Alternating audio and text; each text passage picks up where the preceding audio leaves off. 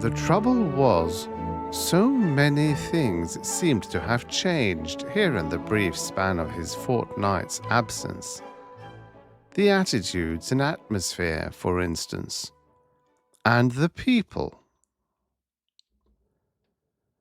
Welcome to Stories of Futures Past, written when 50 years ago was in the future. Today, I present to you Terror Station by Dwight V. Swain, published in 1955. This most excellent novella is a fast-paced action-adventure story with constantly escalating tension. It is also a showcase of how 1950s Cold War paranoia could be expressed through science fiction.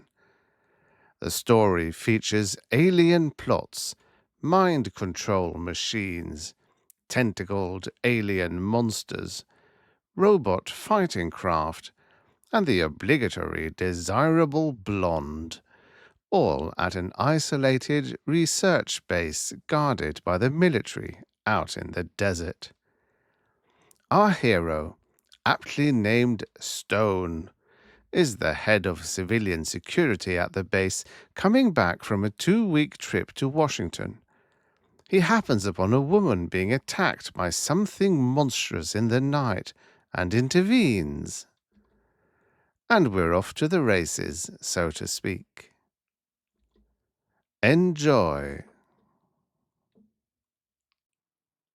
Terror Station by Dwight V. Swain.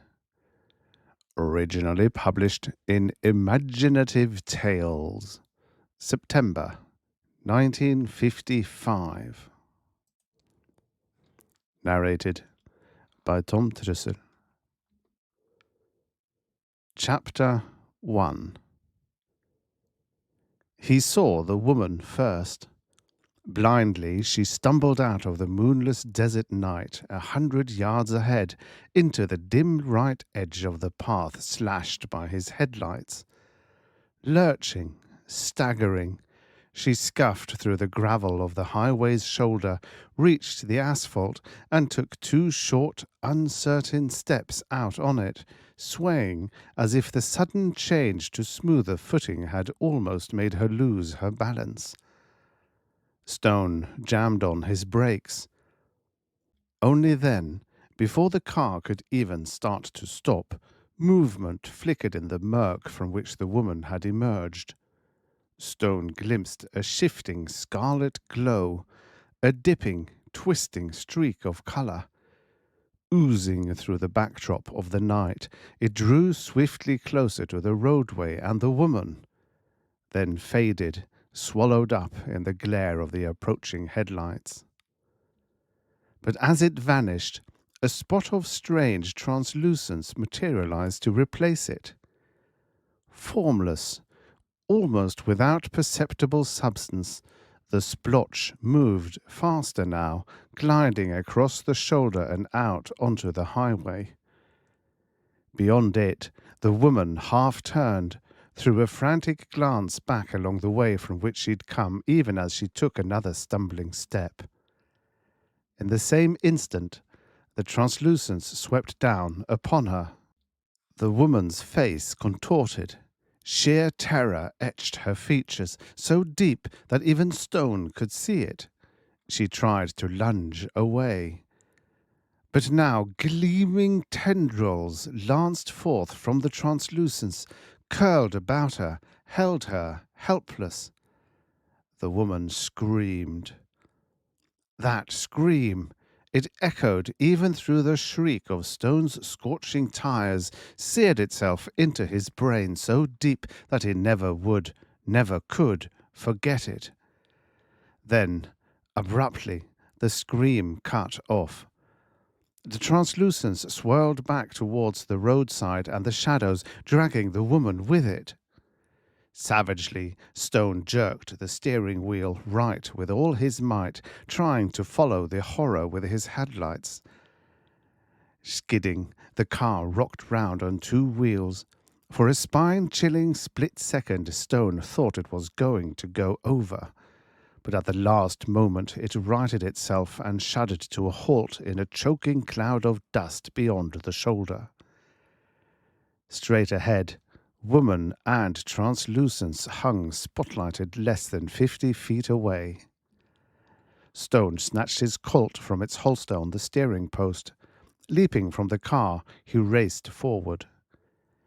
It was as if the sight of him gave the woman new strength. Her whole body convulsed.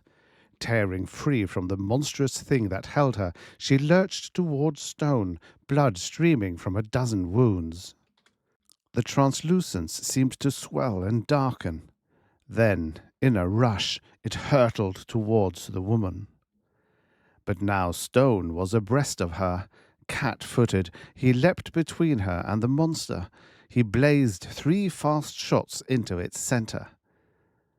The shining surface quivered. For the fraction of a second it drew back. Stone could see the creature more clearly now. Murkily transparent as oily water, it stood nearly a head taller than his own 6 feet. Except that it didn't have any head.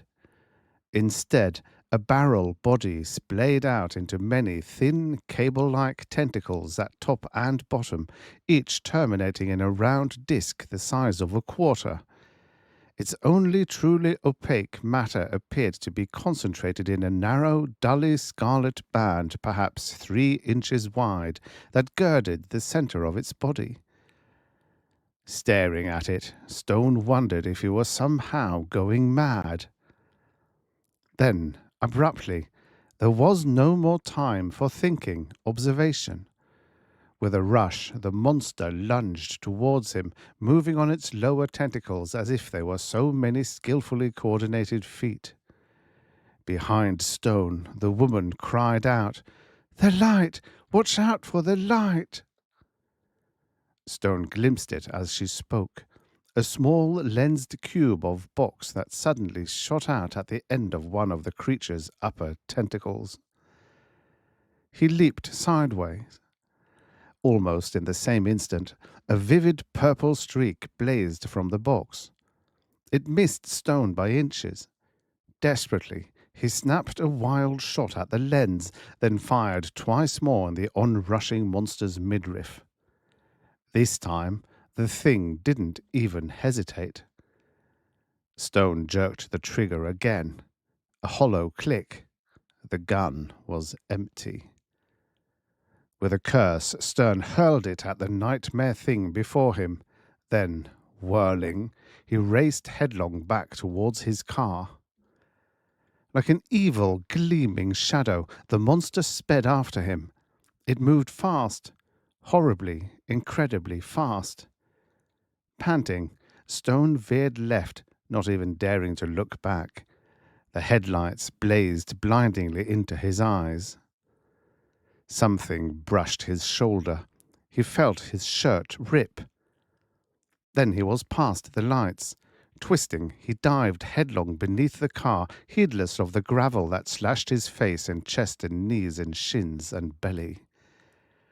Driving his elbows into the dirt, he whipped himself out on the far side of the vehicle. A tentacle groped for his heel. Savagely, he stamped the disc against a rock. The tentacle jerked back. Sobbing for breath, Stone scrambled to his knees and clutched the door handle. He got the door open just as another tentacle came through the window on the far side of the car, reaching for him. Cursing, he jerked back, barely in time, slammed the door shut on the tentacle with all his strength. The latch caught. The car shook as the monster tried to writhe away. Stone spun about. In 3 steps he was at the trunk, clawing aside his luggage, breaking his nails on the jack.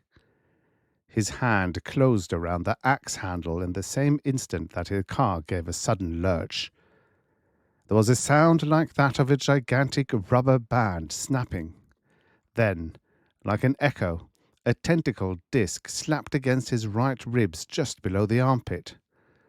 Clutching the axe, Stone leaped back, but the disc clung as if it were part of him. Agony exploded around it, tearing at his flesh. Before he could shake the red haze of pain from his eyes, the monster, free of the car now, was upon him. Convulsively, Stone swung the axe. It bounced off the barrel body as if it had struck solid rubber. More discs slapped at him. Stone staggered, axe sagging. The tentacles had him now, constricting, engulfing. He lurched against the monster, felt the disc's pressure growing, seeking to rend his very body. Pain knotted, barely conscious, he twisted the axe blade against the opaque scarlet band that girded the creature's midriff. Reflex-like, a disc low on his spine jerked him back, away. Stone forgot the agony, the pain haze. Fiercely, he slashed out with the axe. A surge of triumph raced through him as its blade bit deep into the unshielded scarlet band. Now the tentacles tore at him in a frenzy, clutched at the axe. Before they could seize it, Stone swung again, horizontally this time, so that the rubbery body might have no chance to deflect the cutting edge from the nerve band. The blade struck home with a sound like that of a melon shattering on pavement. Clear to the eye, it sank. The tentacles hurled Stone backward, slamming him hard against the side of his car as they let go their hold. He sagged there, raw-nerved and sick and bleeding. Shambling, uncertain, the monster moved away, and toward the spot where the woman still lay prone and silent. With an effort, Stone dragged himself erect. Then, axe still in hand, he stumbled after the nightmare creature. The thing speeded its pace. Stone forced himself to a run, cutting wide around his adversary. 10 seconds later, he stood between it and the woman. The creature hesitated. Stone bared his teeth in a savage grimace. The fact that he had outdistanced the hideous thing, that it paused now, grasping and indecisive, such were more than enough to strip away his own pain and weariness. "Damn you," he grated harshly. "We'll see who gets her." He lifted the axe, took a quick step forward. The monster fell back before him. Then, of a sudden, a tentacle speared out. The tentacle with a light box. Stone charged in, swinging, as the purple streak blazed forth. The creature shifted, undulating away from the axe. The streak of purple fire missed Stone. Missed by far too wide a margin to be coincidence. Like an echo, a choked cry of agony rose behind him. Stone spun around, numb panic flaring in him. The woman no longer lay limp and prostrate. Now, instead, her whole body jerked in a continuing spasm. Her hands clutched her side, and her lips spilled blood. Stone whirled again, back to the monster. But the creature was already fleeing, gliding out of the arc of the headlight's beam into the empty blackness of the desert. Even as Stone glimpsed it, the night swallowed it up. Only a lunatic would have followed. With a snarl of frustration, Stone ran to the woman, dropped on his knees beside her. Her whole side was burned black where the purple beam had struck. She clutched his hand, her nails biting deep. "Kill me, quick, please, I can't stand it." Sweat stood out on Stone's forehead. Desperately, he forced his voice gentle, level. "Easy now. You'll be all right. I'll get you to my car. It's only a couple of miles to the proving ground." No, I can't stand it. I'm dying." The woman's voice trailed off in a bubbling scream. Her body twisted. Then, "Maybe my husband, the robots, back there beyond the mesa." "Easy," Stone whispered, but his lips were dry. My husband." A shudder ran through the woman's body. Then, suddenly, she sagged, limp, dead. Sickness twisted at Stone's belly. Gently, he crossed the woman's arms across her breasts, straightened the tormented, twisted body, wiped away the blood, and smoothed the dark hair back from the small, plain face. She was young, he saw now. Far younger than he'd thought. Not more than 25 at most. So young, and so dead. And somewhere out there in the desert night lurked the creature that had killed her. And what was it the dying woman had said about robots on a mesa? Stone's spine prickled. Stiffly, he started to get up. Only then, out of the night, a voice clipped, "Hold it!" A chill, somehow familiar voice. Stone froze. "That's it, and get your hands out where we can see them." Wordless, Stone obeyed. "Now turn so the light shines on your face." Again, obedience. "Well, if it isn't our Mr. Stone." The words carried an ugly inflection. And then, "Come on, you guys." Figures converged from the blackness. Erect, helmeted, uniformed figures, armed with rifles and carbines. Soldiers. The tension drained out of Stone. Of a sudden, he felt weak, wobbly, half hysterical. And that voice, of course it was familiar. "Sergeant Bjornberg," he announced. "I've never been so glad to see anybody in my life." He dropped his hands. Instantly, a gun barrel gouged his back. "Keep those hands out." "What?" Stone stared. "Sergeant, you know me." "Do I? Don't try to pull any fast ones on me, mister." The sergeant moved into view as he spoke. His usually good-humored features showed heavy now, set in sullen lines. Striding over to the woman, he flashed a light onto her dead face. "Well now, ain't this pretty?" With an effort, Stone held his temper. "The way she was killed was anything but pretty, Sergeant, and the thing that did the job is still running loose. I'd suggest you post a heavy guard, then get me to headquarters as soon as possible." The sergeant sneered openly. "You're telling me what to do?" "I'm merely suggesting." In spite of himself, Stone's voice took on a brittle edge. "However, I do happen to have charge of certain aspects of security for this area, and I doubt that Captain Hayes would think I was out of line."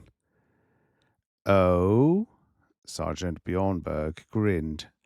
An ugly grin, utterly without mirth. "Well, I think I got a better idea, Mr. Stone." "Well, I'll post a guard all right, and I'll take you to headquarters." "Fair enough. But I'll do it my own way, you lousy civilian phony. And that's under arrest, as a prisoner and a murder suspect." Chapter 2. Glines' taste ran to richly aromatic tobaccos. Even now, long after midnight, his office hung heavy with the stink of the stuff. Stone wrinkled his nose in distaste, again shifted his weight in the hard chair, trying to ease his aching muscles. The welts where the monster's discs had clutched him stung like new burns. Bruises and scratches plagued him every time he moved, continuous irritation. And still Glines did not come. Now, in the silence, the ticking of the leather-embellished desk clock seemed to grow louder, till the sound of it echoed in Stone's ears like an infuriating off-key drumbeat. He found himself resenting the desk itself, with its precise, too neat arrangement of office trivia. The air the lazy ceiling fan pushed against his face pressed thick as warm, wet cheesecloth. Yet his mouth stayed dry. When a rill of icy sweat trickled from his armpit, it sent a tremor through his whole body. He gritted his teeth, squeezed his eyes tight shut, trying to shut out the awful memory of the monster and the woman. But shutting his eyes only made the picture come back clearer, sharper. Better to leave them open. Once more, he shifted, cursing under his breath as new pain pulsed through him. Besides, the chair creaked. Stone frowned. This was idiotic, the way he found himself giving way to every tiny irritation, almost as if the whole base, this office especially, somehow had come to radiate tension. And tension was one thing he couldn't afford just now. Grimly, he sucked in air, a deep breath that filled his lungs, held it for the count of 10, expelled it in a rush, letting himself go limp and jelly-like. The third time he did it, he knew that some of the raw, nerved stiffness was leaving him. Closing his eyes no longer conjured up macabre visions. Now, however, he found his mind turning to Bjornberg. The sergeant's open hostility baffled him. In the past, they'd always been on a pleasant enough footing, friends almost. Back in his service days, he'd even soldiered in some of the same places as had the sergeant. It gave them a common ground of past and interest, something to talk about over a beer. Yet tonight, Bjornberg had called him a lousy civilian phony. Stone shook his head slowly. It just didn't make sense. He became aware that the clock's tick was growing louder again, fraying at his nerves. Then, abruptly, footsteps echoed in the hall outside. The door opened. Glines waddled in. It was typical that he should be freshly shaven and fully dressed, even to tie and clean white shirt. Emergencies might come and go, but if they wanted Glines' attention, they'd have to wait till the last button was properly secured and the pink chops smooth and anointed with perfumed shaving lotion. With an effort, Stone kept his voice pleasant. "Hi, Herb. Sorry to drag you out with this nonsense." "Nonsense?" Glines' fat face stayed stiff, his manner unbending. "I'm not sure I like your choice of words there, Stone." Stone stared. "Herb, what is this? Just because you take over my job for 2 weeks while they call me into Washington." "Don't evade the issue, Stone." Glines posed, too erect, beside the desk, his lips pursed. "As I see it, neither your job nor your trip to Washington has anything to do with the things Sergeant Bjornberg's told me." "I see," Stone clipped his words. "In that case, Glines, maybe we'd better get a few things straight. It happens I'm your superior here, and if I'm not Carl to you, then I'm damn well Mr. Stone. Is that clear?" "No." "What?" "No," I said. "It isn't clear. Not clear at all." Glines stood openly defiant, insulting. Insolently, he thrust out his puffy lower lip. "You talk a lot about being my superior here, don't you? Well, as of this moment, I'm not at all sure that you are." Stone drew a deep, incredulous breath. Then slowly, very slowly, he came up from his chair. When he spoke, his words were measured. "Glines, you're either drunk or crazy. In either case, I'm sick of it. The MPs have my statement of the facts of what happened tonight. I'm worn out, and I want to get a shower and have the medics disinfect these cuts and then go to bed. This cross-examination business can wait till morning." He turned on his heel, strode towards the door. Behind him, a drawer rattled. Glines' voice rang, shrill and angry. "Oh, no, you don't." Stone ignored him. "Stone, stop, or I'll shoot." Stone came up short, half-turned, staring.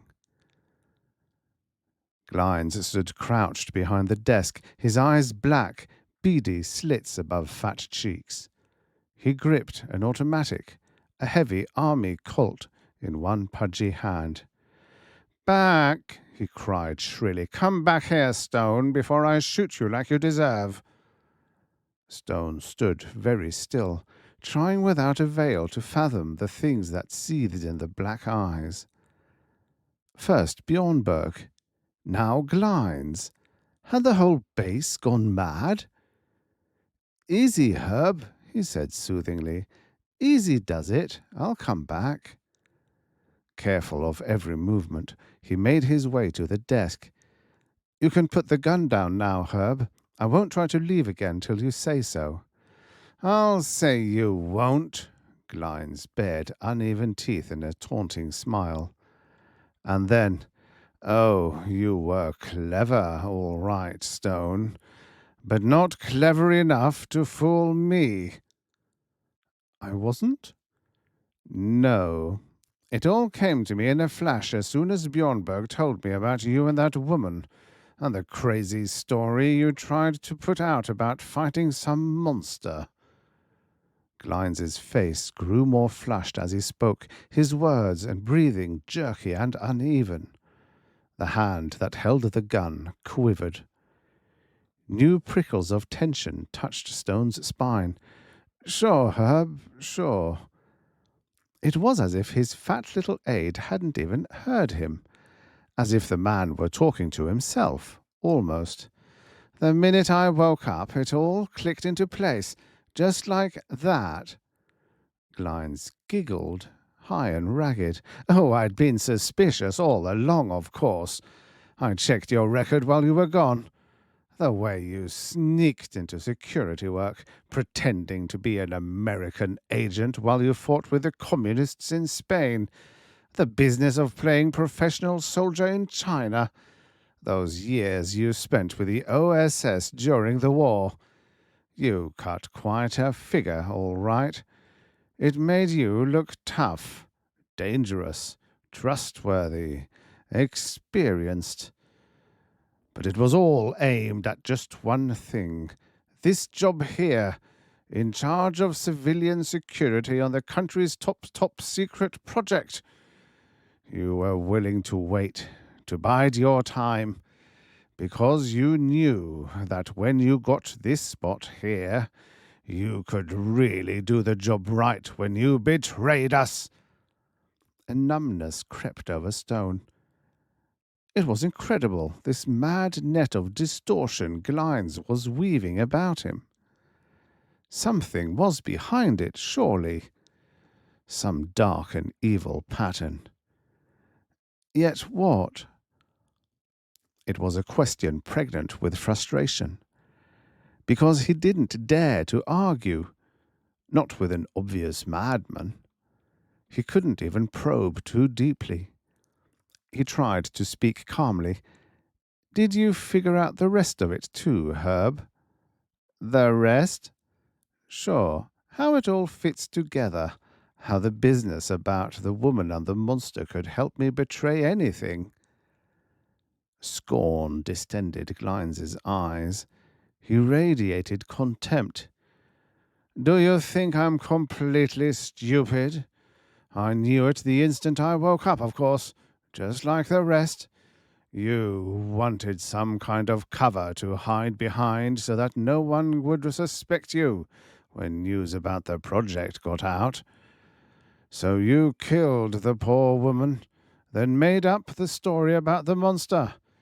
You knew that as soon as it got to the papers, there'd be a dozen of reporters swarming over the base. You can't guard every inch of a government reservation as big as this one. Then you could blame the reporters for the leak on the project. I see. Stone nodded slowly. Well, I guess you've got it all then. You might as well call in McDougal. Don't worry, I'll call him. Again, Glines giggled. Only first I'm going to wrap this all up good and tight. You're too good a friend of his for me to take any chances. Besides, his eyes grew suddenly cold and wary. Besides, I'm not too sure where he stands. Even a base director's suspect when he's friends with a traitor.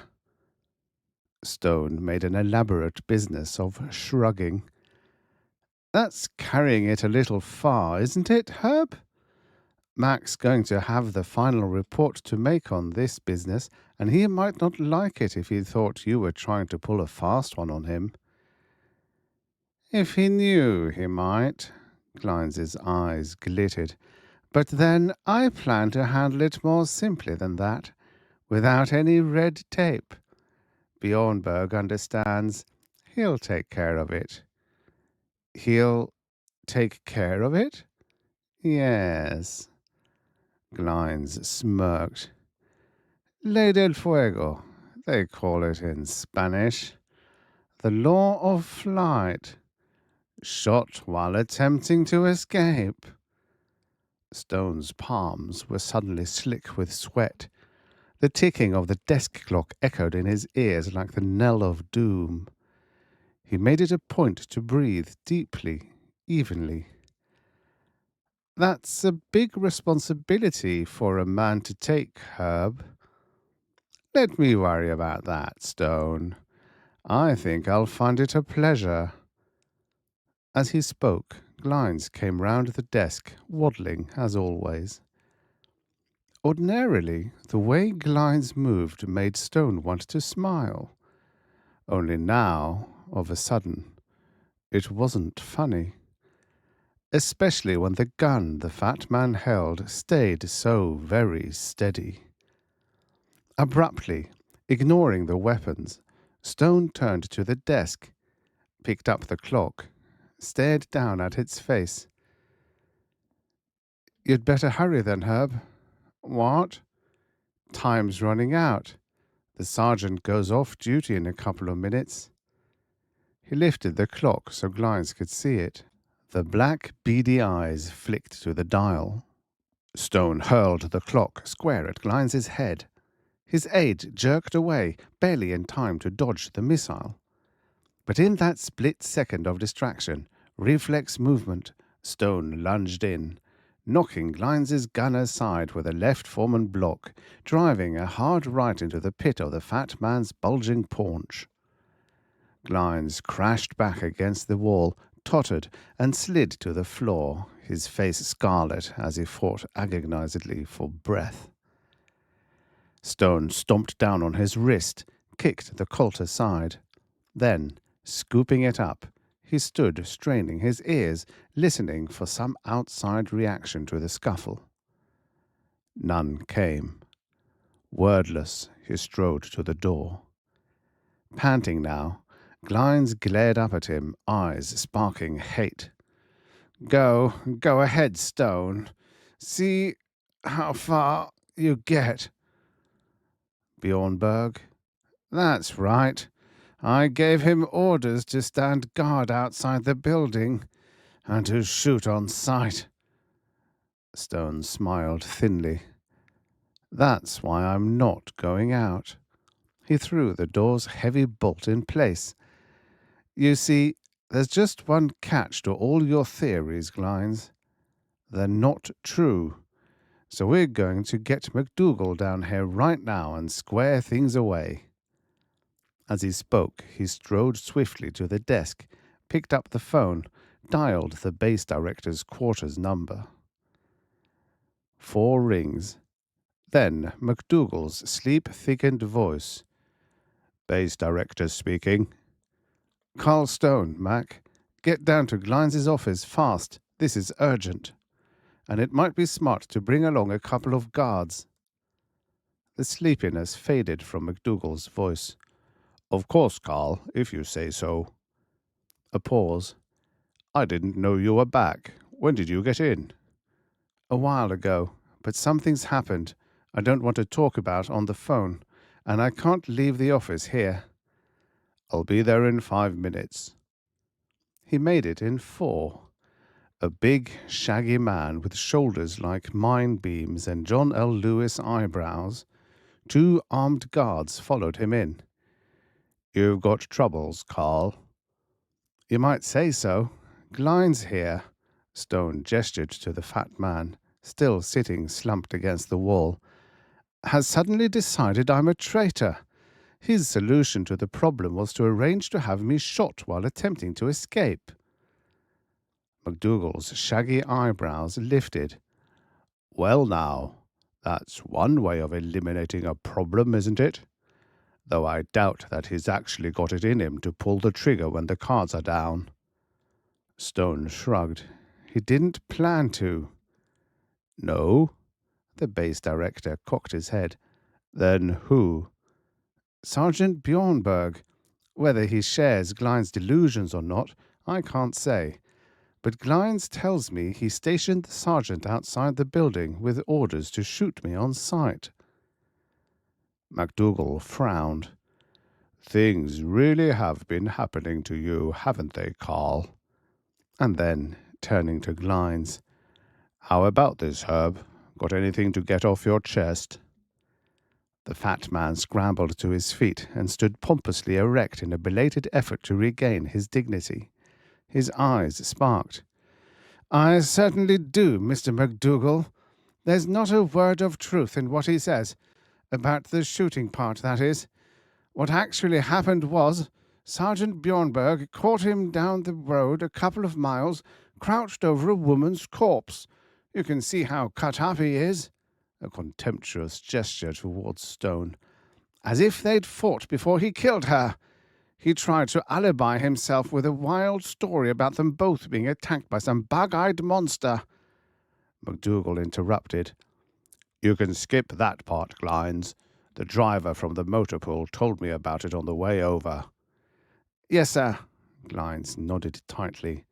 "Well, anyhow, after he'd given his story to the MPs, Sergeant Bjornberg still wasn't satisfied, under the circumstances and all, and what with Stone acting so peculiar, he asked me to come over and talk to him.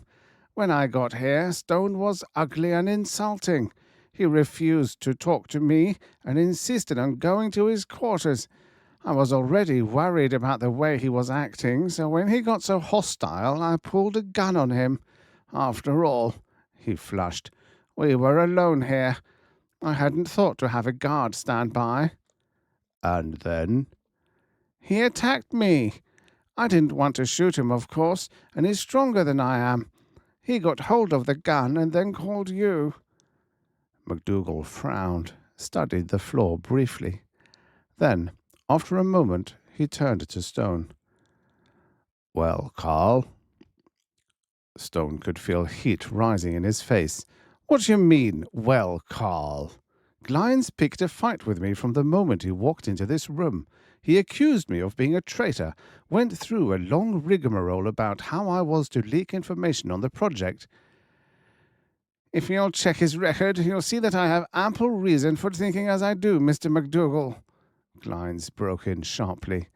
"He fought with the communists in Spain. He trained troops at Yemen. He went into Yugoslavia for the OSS, served more than a year with the partisans. He's a communist and a traitor, I tell you." Of a sudden, Stone's patience ran out. Inside him, something snapped. In one long stride, he closed the distance between him and Glines, caught the fat man by the coat front. Savagely, he slapped the pudgy cheeks. Once, twice, 3 times. The next instant, the guards were upon him, dragging him back, slamming him against the wall. "Gentlemen," MacDougall roared, "we'll have no more of this." His face was beet red, his blue eyes flashing. With an effort, Stone slowed his breathing. "Sorry, Mac," he apologized. "I guess I just haven't had enough practice at being called a communist." "Nor in curbing your temper, Mr. Stone." The base director's voice rang ice brittle. He pivoted to the panting, ruffled Glines. "Mr. Glines, I'd diagnose your ailment as jealousy, pure and simple. If I see any more symptoms of it, it may show up on your efficiency report." "Yes, sir, Mr. MacDougall." The fat man made jittery motions, smoothing and straightening his coat. "I'm sorry, sir, it won't happen again." Ignoring him, MacDougall swung back to Stone. "As for you, Carl, well, I'm still in doubt." "In doubt?" A cold knot seemed to draw tight in the pit of Stone's stomach. Of a sudden, he seemed to sense a change in his friend's manner, a strange, rising tide of latent hostility like that he'd felt in Glines and Bjornberg. "Yes, in doubt." MacDougall's brows drew together into a shaggy hedgerow. "The dead woman and this monster business. Your accusations and violence against Glines here. Your expressed fear that Sergeant Bjornberg, one of your best friends on the base, plans to assassinate you.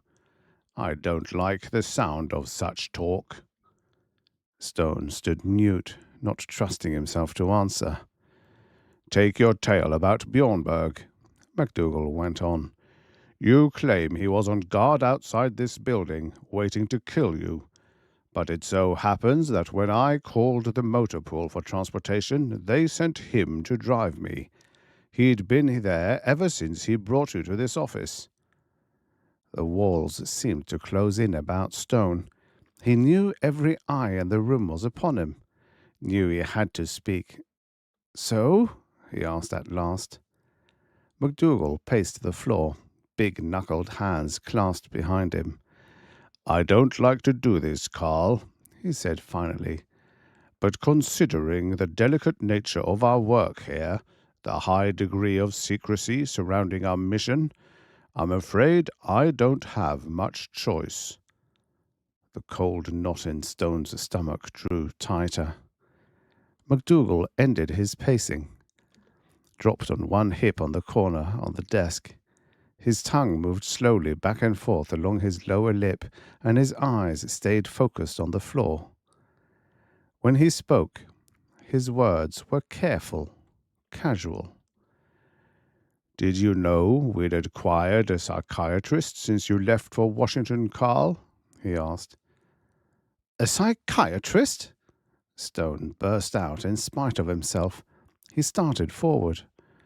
A guard's restraining hand stopped him. "Yes, she's here on a research project." The base director's eyes still studied the floor. "Supposed to be pretty good, too. Up on all the latest stuff." Between clenched teeth, Stone grated. "MacDougall, if you think I'm crazy, say so. But so help me, if you turn me over to some head shrinker, count on it that you'll regret it to your dying day." As if the words were a signal, the base director's massive head came up, jaw jutting. The blue eyes shone hard and expressionless as marbles, shone with the same strange light that Stone had seen in Glines's and Bjornberg's. MacDougall said, "That's all I needed, Carl. Your threats and hostility turned on me. That's the convincer that you do need help." He turned to the guards. Mr. Stone's hereby ordered to the hospital for mental tests and observation on my responsibility. Take him away. Chapter 3. Dawn. A chill, grey desert dawn that made Stone shiver beneath his blankets. Or maybe it wasn't the cold. Maybe it was the things in his mind, the thoughts and nightmares that kept him tossing, twisting, restless. There'd been little enough sleep for him, Lord knew. Fitful moments only, from which he started up in wild-eyed terror, racked by aching bones and stinging cuts and the dark uncertainties that wormed insidiously through his brain. And now, the dawn. Fretfully, once more he squirmed and shifted, closing his eyes against the dim light, striving to find some new position that would ease the nagging restlessness that plagued him. But the thin, padded hospital cot only creaked the louder. New lumps and knots created pressure points against his body. With a curse, he gave it up. Rising, he shrugged on a robe and shuffled to the open window. If he could call a window open, when it was fitted with a safety screen so heavy that a man with an axe couldn't break through it. He laughed aloud, short, harsh, without mirth.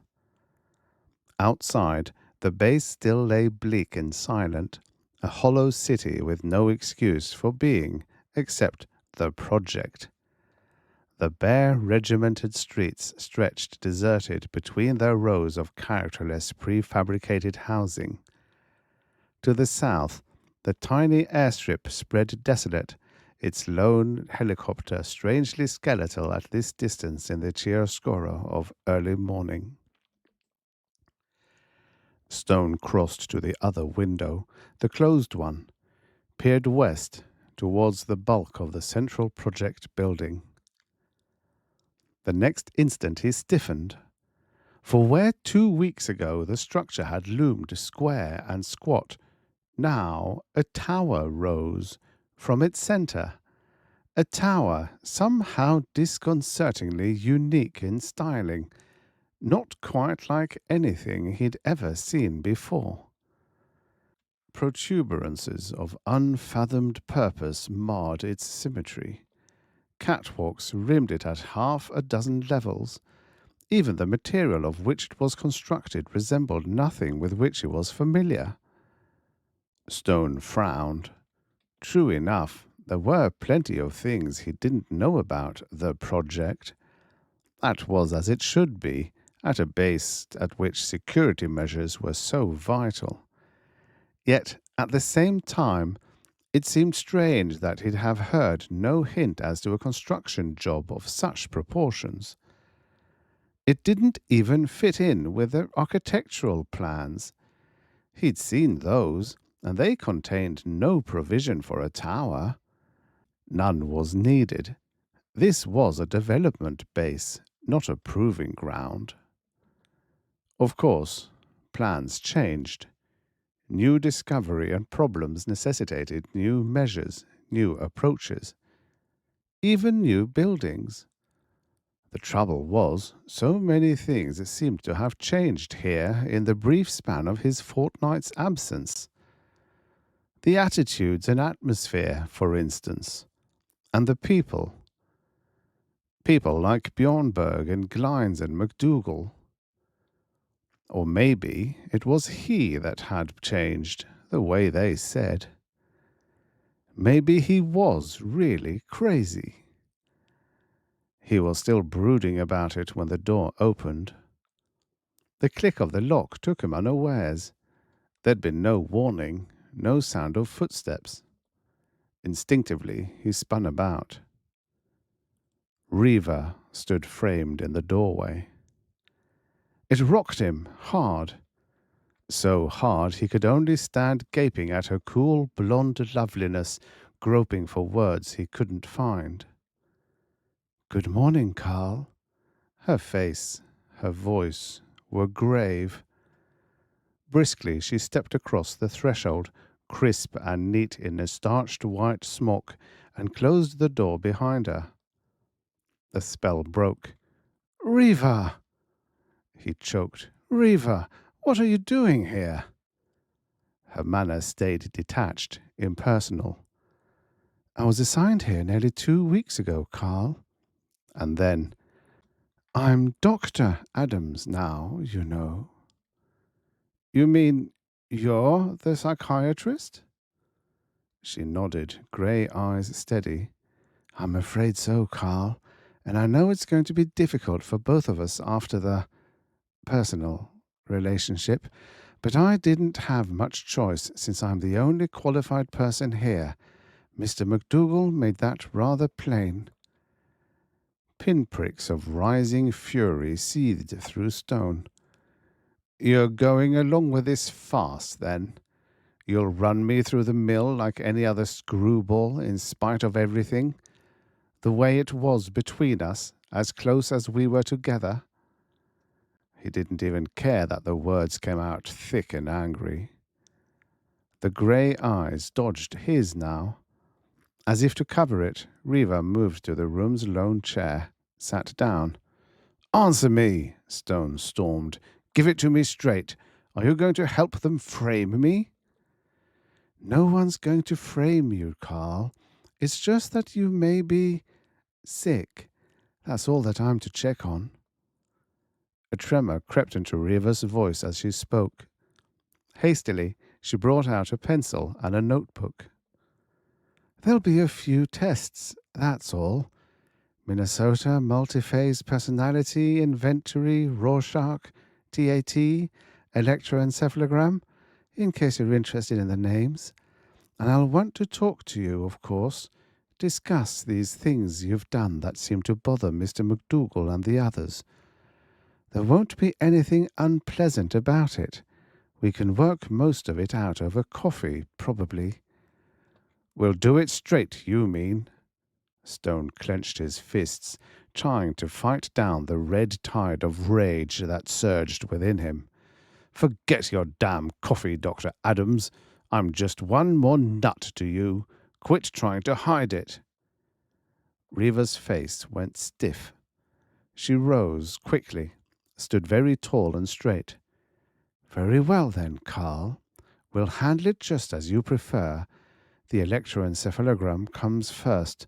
The machine's down at the end of the hall to your right. Just follow me." High heels clicking, she left the room. As quickly as it had flared, Stone's fury ebbed. Numbly, he stumbled down the hall after her. What was it that held him so on edge, so close to the ragged brink of violence? The fight with the monster? The trouble with Bjornberg and Glines and McDougall? The lack of sleep? But no, those were only symptoms of an ever-growing inner tension. Yet why should he be tense? He'd seen trouble before, lots of it. Violence, too. Blood by the bucket. But it hadn't affected him this way. Through all of it, he'd won a reputation as a man who thrived on situations fraught with worry and frustration. That was why they'd sent him here in the first place, to handle security problems on this base. And to blow up at Reva, still feeling about her as she did. To let go at her when all he could really think of was the hunger in him for her, the desire to take her, hold her, crush her to him.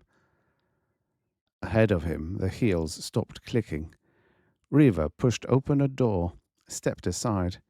"In here, please. Lie down on the couch. I'll attach the electrodes. It won't hurt a bit." The morning came and went, a jumble of accordion-folded graph sheets and pictures, ink blots and questions. Stone sorted cards, made up stories, drew figures, lay in black silence while electrical impulses eddied through his brain. There was no coffee, No byplay. Reva stayed Dr. Adams to the hilt. Lunchtime found Stone alone in his cubicle. 30 minutes later, they were back at the tests. But only half Stone's mind was on them. The other half kept reappraising Reva. She'd changed, somehow, just like the others. Her impersonality carried a hard, suspicious edge. 12 times, 100, Stone caught her eyes upon him. Not just measuring either. Cold, almost actively hostile. Especially when she probed him with questions about the woman and the monster. Late afternoon found them in her office, with Reva cross-examining him about his feelings toward Glines in Bjornberg. The implication was that he'd always hated them both, that the clashes were only the culmination of long-repressed resentment. Stone's palms grew moist, his heart action uneven. Of a sudden, he could take no more of it. "Damn it, Reva," he exploded. "They jumped me, don't you get it? They started sticking knives in me the second that they saw me." Vaguely, he was aware that his voice had risen, that he was shouting. He didn't care. What would you have done, damn it? How would you feel if people accused you of murder and treason to your face when you'd done nothing? He broke off, seething. The phone rang before Reva could speak again. She picked up the receiver, cool and efficient, her eyes still on her notebook. "Dr. Adams speaking." A pause. "No, Mr. McDougall, I've hardly begun, let alone finished. These things take time." Another pause. Yes, I have uncovered a certain amount of pertinent data, but..." A longer pause. While Stone watched, the smooth planes and curves of Reva's face seemed to stiffen. Her fingers tightened visibly on her pencil, pressing down. The point snapped, loud in the stillness. She said, "Very well then, Mr. McDougall, if you insist. Yes, I'll be waiting in my office." She hung up the phone. Stone smiled thinly. "Report time?" She didn't answer. "I know how it is. They always push you." Stone leaned back in his chair. For no good reason, all once he felt more in command of the situation than he had since this whole mad tangle had erupted. Reva looked away, still saying nothing. Stone pressed on. "It's too bad things had to work out the way they did. Between us." Reva's eyes stayed on the wall. "We each got what we wanted." Her voice was flat, controlled. Too tightly controlled. "Did we?" Stone grimaced. "Maybe you did. I didn't. Because I wanted you. And I didn't get you."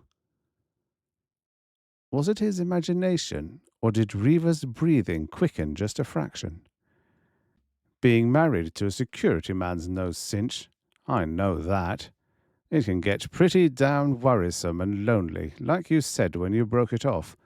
But right now, I'm wondering if psychiatry can't be lonely too." The mask that was Reva's face drew tighter, tighter. "Especially if you're a woman, Reva. A woman like you, who knows what love is and needs it." In a flash, like an eggshell shattering, the mask cracked and fell apart. Reva turned on him, teeth bared, eyes suddenly streaming. "Shut up!" she screamed. White-knuckled, her small fist beat a convulsive tattoo on the desk's polished surface. "Shut up, I tell you! Leave me alone! Alone! Alone!" Her voice died. She slumped on one arm across her notebook, face hidden. The slim shoulders shook with her sobs. From the office doorway, MacDougall said, "That was dirty, Carl. As dirty as anything you've ever done." Stone started. Reva gasped aloud and came erect in one swift movement, even as she turned away.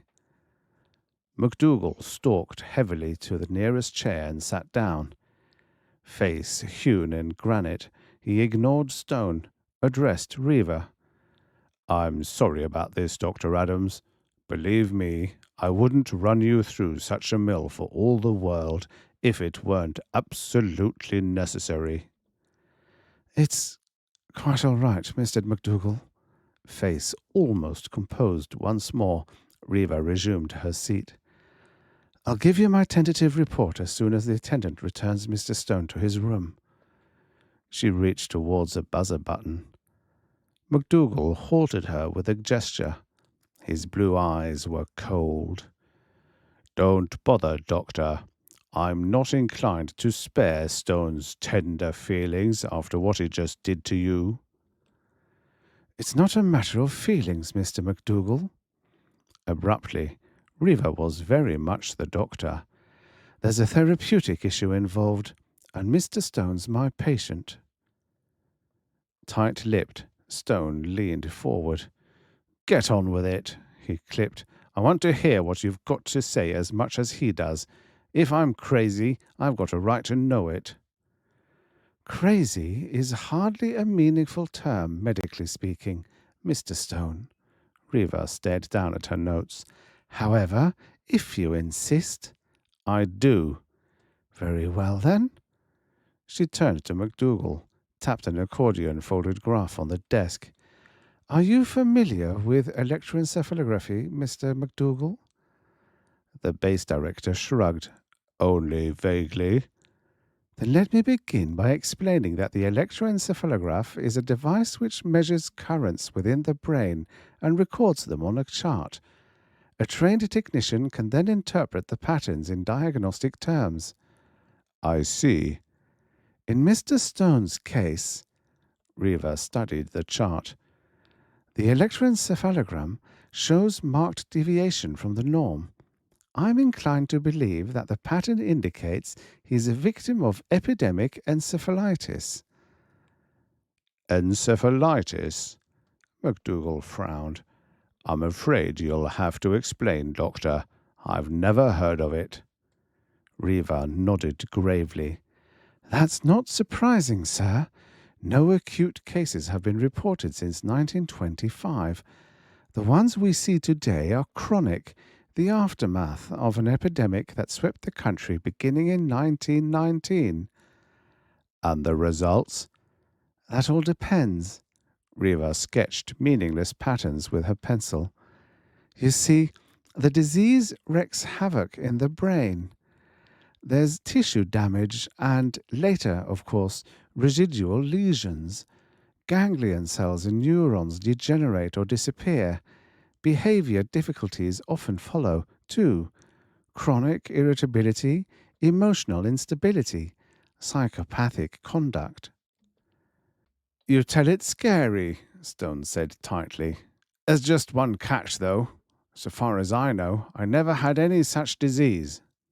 Reva didn't look up. "I'm afraid that's easily possible, Carl. It may have run concurrently with influenza or some other sickness. Plenty of cases weren't detected, but the damage still was done." "Then how is it I've survived?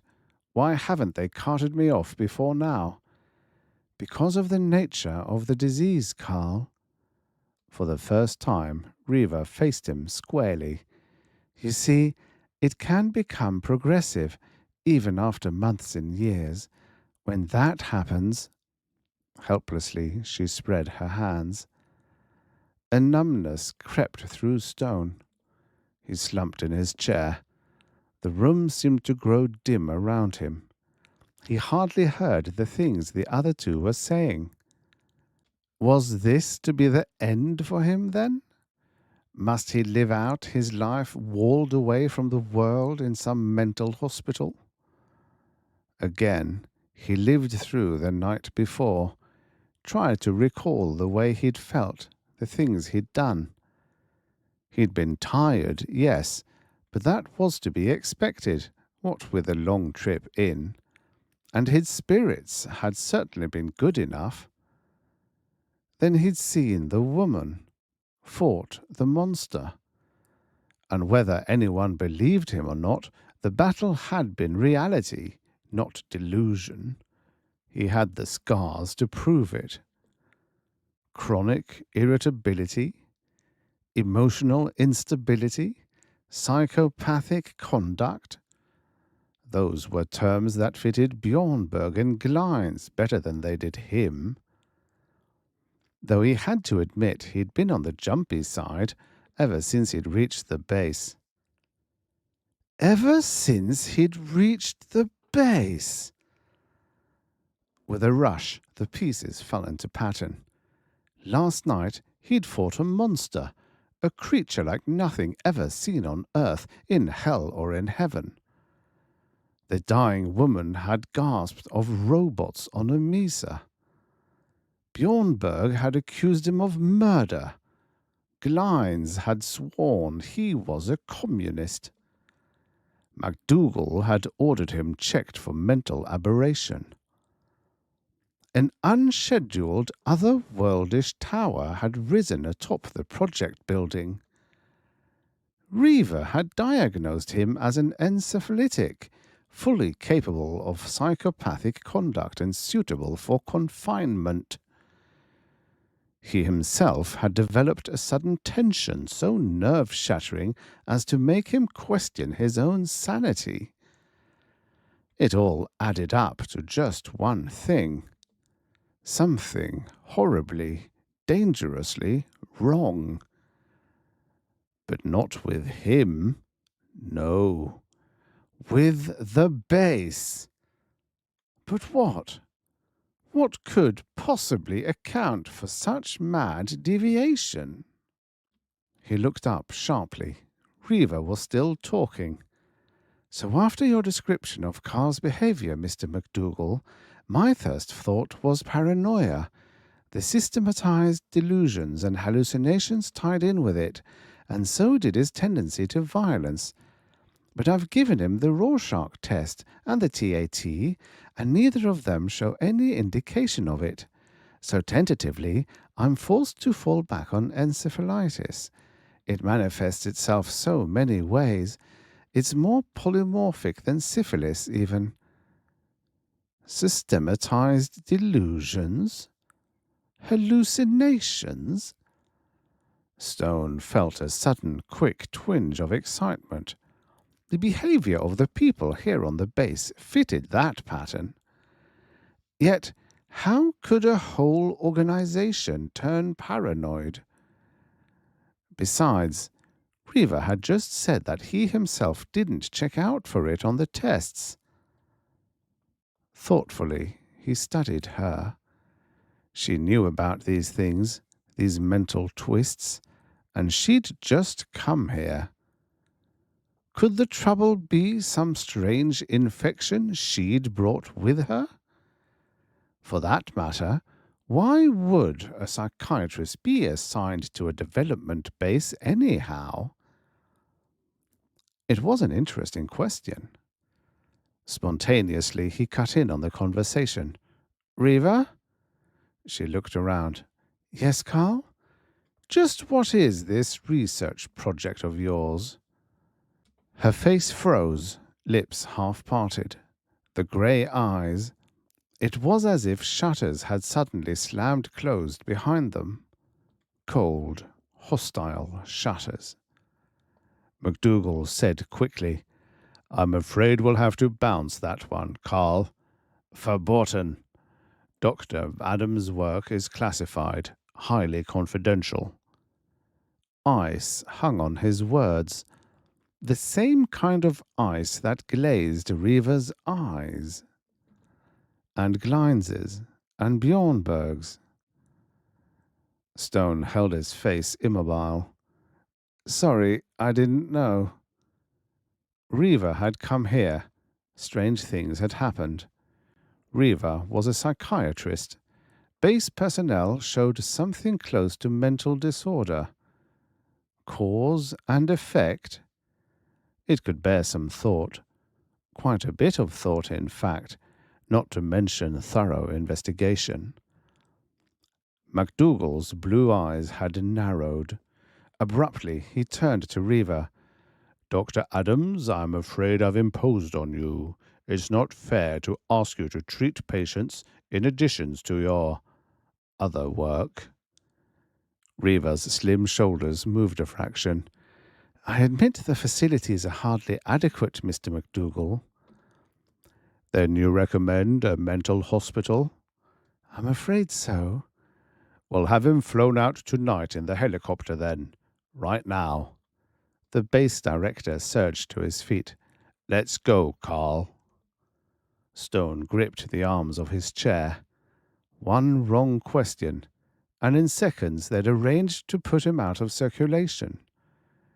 Which meant he'd been right. There was a relationship between Reva's coming, her work, and the changes on the base. Only a lot of good knowing it would do him, locked away in a back ward of some asylum. Even if he was actually all right, it would take months to convince the doctors. So much for his plans. Unless... Hurry it up, Carl. This is all for your own good, you know. Wordless, Stone arose. Carefully casual, he glanced out the nearest window. It was almost dark. So much the better. He moved on into the hall and shuffled towards the detention room where he'd spent the night. Reva and MacDougall followed. The door was locked. Stone stood aside, waiting, loose-muscled, while Reva inserted the key and opened the door. I won't keep you waiting long, Carl, MacDougall said. We'll pick you up just as soon as I locate a pilot. Stone drew a deep breath. Any time. He started forward. The base director shifted aside to let him pass. Stone smashed down his foot with all his might on the other's instep. MacDougall cried out, tottered off balance. Twisting, Stone shoved him hard against Reva. Together, the pair sprawled on the floor of the detention room. Stone slammed and locked the door behind them. It muffled their cries most satisfactorily. Bleak-eyed, then, he strode down the corridor and the stairs and out into the night. Chapter 4. Base Directory Service gave Stone both Reva's addresses, her prefab, and the building assigned her for her project. Hanging up the phone, he pushed his way out of the crowded drugstore, then stood hesitating on the curb of the broad, bright-lighted parkway that ran round the parking centre. Home or office? Which should it be? He frowned. The base alarm system blasted in the same instant. The noisy crowd fell suddenly silent. People paused, fell back a step. Eyes shifted, searched. The siren's shrill scream died away. Ripples of apprehension rose on its echo. Little groups drew close together, milling aimlessly. A tiny chill ran through Stone. He had no choice now. Distance was the vital factor, and the office address was the closest. With an effort, he held his steps even and unhurried. Crossing the parkway, he headed south on the nearest street. All about him, men and women were emptying from the prefabs, peering this way and that, talking excitedly. Off to the right, out by the project building motor pool, a jeep's lights flashed on. A gunned motor roared. The lights swerved north as the vehicle raced away. Seconds later, another followed, then another and another. Elsewhere, in all directions, other motors droned as the base security system came to life. The chase was on. Stone veered between the buildings, out of sight, then broke into a dog trot. A cross street.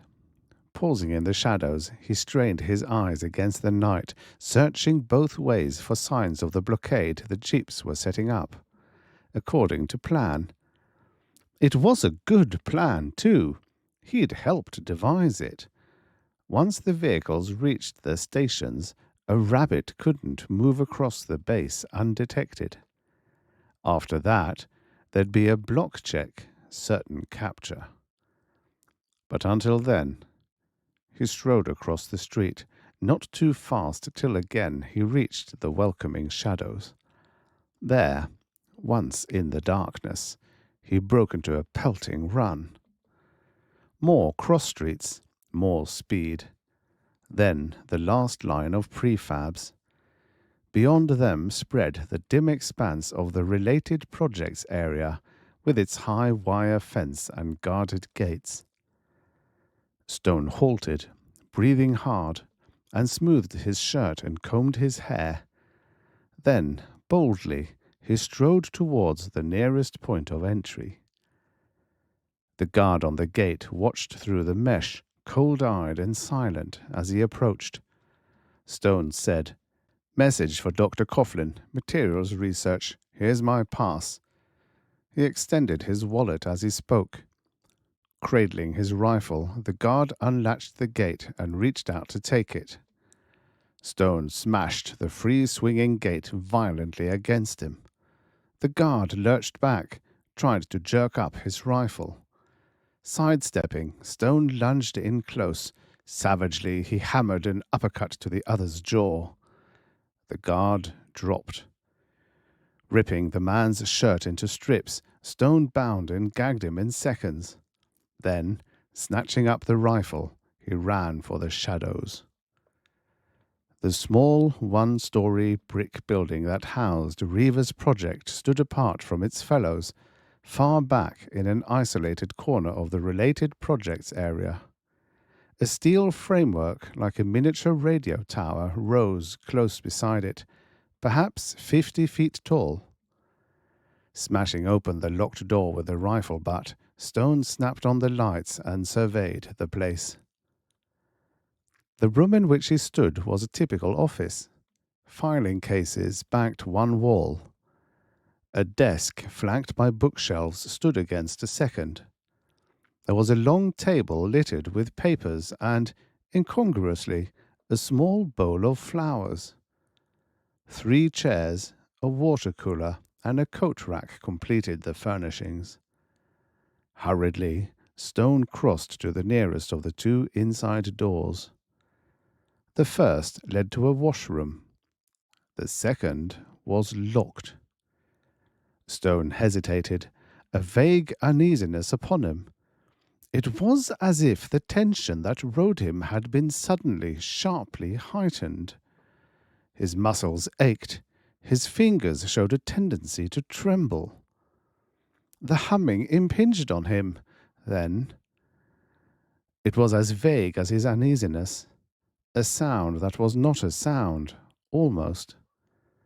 Stone turned slowly, straining his ears, trying to trace the murmur to its source. Finally, he placed it. It centered on the door beside which he stood. He swung the rifle butt. Once, twice, 3 times. Lock and door stood fast. Once again, Stone hesitated. Then, reversing the rifle and standing aside to avoid a ricochet, he triggered a shot at the lock. Metal jangled through the echo. Another blow with the butt, and the door creaked open. The windowless room beyond, from its cramped size, had probably been planned primarily for storage. Now, though, It overflowed with electronic equipment. From floor to ceiling, a buzzing maze of tubes and condensers and coils and complicated circuits such as Stone had never seen before. Could this machine be responsible for his uneasiness and the strange behavior on the base? There was one sure way to find out. Narrow-eyed, nerves a-tingle, he pivoted, searching for the master switch. Located it at last, set at the far end of the narrow space between a transformer and the wall. He reached out, gripped the shiny black handle. Then, before he could throw it, a harsh voice from the office behind him snarled, "Move an inch, and you're dead." Stone went rigid. "Now come out, on the double." Stone's spine tingled. He let go the switch and slowly turned. Colt in hand, hard-eyed and lethal, Sergeant Bjornberg stood hunched in a gunman's crouch on the far side of the office. Glines flanked him. Stone's lips felt stiff. Of a sudden he could feel Death's hand on his shoulder. Bjornberg moved a quick step forward. "Come out, I said." The smirk on Glines' fat face would have fitted a cat better. A well-fed cat toying with a mouse. Stone sucked in air. "What's the matter, Mr. Stone?" It was Glines talking now, sneering, mocking. "You took a gun away from me last night. Why don't you take the sergeant's?" "Shut up," rasped Bjornberg. And then, to Stone, "I said come out, away from that equipment." "Away from that equipment?" Ever so slowly, Stone let out the deep breath he'd been holding. "No thanks, Sergeant." "What?" Bjornberg's finger went white on the trigger. Stone smiled stiffly. "I said no, Joe. I'd rather let you shoot, because whether you hit me or not, that 45's going to tear up a lot of transistors." Bjornberg's mouth worked. "Damn you, Stone!" And Glines came in high and shrill. "You should have hit him with a barrel from behind, Sergeant. You shouldn't have warned him." Ever so casually, Stone leaned back against the framework of the machine. "I'll still take him," Bjornberg snarled. "Here, cover me." He passed the Colt to Glines and started forward, hands raised in a judo fighter's guard. Stone lunged for the switch. This time, there was no turning back, no hesitation. He slammed the black handle down even as Bjornberg crashed against him. The humming died in a click of circuit breakers. The tubes began to dim. Twisting, too cramped to strike a blow, Stone grappled with Bjornberg. Together, they rocked back to the far side of the doorway, fighting with knees and teeth and elbows. Then the sergeant broke free, leaped back out into the office. Instead of trying to follow, Stone spun about and smashed his foot through a device that looked like an offbeat magnetron. Clutching whole handfuls of wiring, he tore one of the upper racks of equipment out bodily. Then Bjornberg was upon him again. The man's weight hammered him down. He caught a wicked blow in the back of the neck that sent him sagging to his knees on the floor. Now a fist jarred his head back. Desperately, he caught one of Bjornberg's ankles and wrenched it up and around, twisting with savage force. It was the sergeant's turn to crash to the floor. Rolling clear of him, Stone scrambled to his feet. His adversary did likewise. Then, as they started to circle, each searching for an opening, a voice cut through. "Carl! Sergeant! Stop it!" It was Glines, almost shouting. "Stop it, I tell you! Stop it!" Wary, still gasping for breath, Stone drew back. It was only then that it came to him, dazedly, that the strange tension he'd felt for the past 24 hours had left him. In spite of Bjornberg's blows, his head seemed clearer than it had been since the night before. His muscles no longer ached with strain. His hands had lost their tendency to tremble. Instead of all such, now, an intense, overwhelming weariness hung upon him, nothing more. Across from him, Bjornberg shook his head jerkily, as if to clear his brain. The hard lines had vanished from his face. Suspicion clouded his eyes no longer. They were open now, wide open, frank and friendly, the way Stone had always known them. Over by the desk, Glines shifted awkwardly, the Colt forgotten on the floor beside him. His mouth hung loose, and he looked stunned, incredulous. A fat, good-natured little man with just the bit of the old maid in him. "Carl," he mumbled, swabbing perspiration from his forehead. "Carl, what have I been doing?" Bjornberg broke in. "Did I really say you killed that woman, Carl? My God, I must have been crazy." Of a sudden, Stone's legs were weak as water. He stumbled to the nearest chair, slumped in it. "This whole base has been crazy," he grunted. Glines's pudgy hands moved nervously. He groped. "But how? I mean, what happened?" "It was driven crazy, that's what happened," Stone said tightly. He jerked a thumb over his shoulder. "That machine in there did it." "The machine?" This from Bjornberg. His broad brow wrinkled. "I thought it was a project." "And you thought it was important too, didn't you? Important enough to kill me for?" The sergeant's face grew red. He shifted from one foot to the other. "I guess I did, Carl. Only now, well, damn it, I'm all mixed up." "Who isn't?" Stone turned to Glines. "How do you feel? Last night, when you heard about me, I mean." The fat man squirmed. "It's... Carl, I don't know how to tell you." He chewed his puffy lower lip. "As well as I can remember, I'd been feeling tight and jittery for a long time, a week or more. Then, when the sergeant woke me up and told me about you, and that dead woman, and your story about the monster, well, it was strange. All at once I was angry. I hated you, and I was afraid of you somehow. I kept remembering all kinds of little things, and by the time I got to the office, I knew you were a communist. I knew it."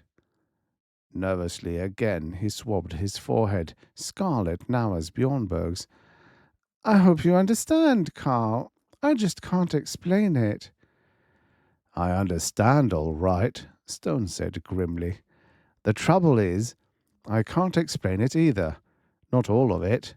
Not the important parts.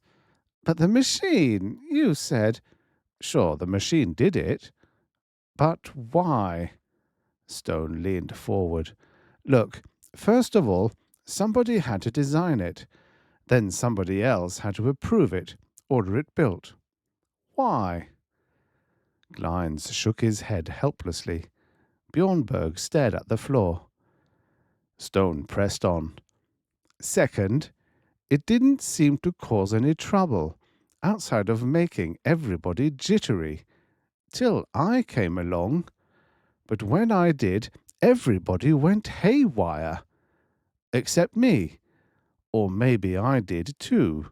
Maybe I didn't really fight a monster. But I think I did, and I've got some scars to prove it. So that brings up a third point.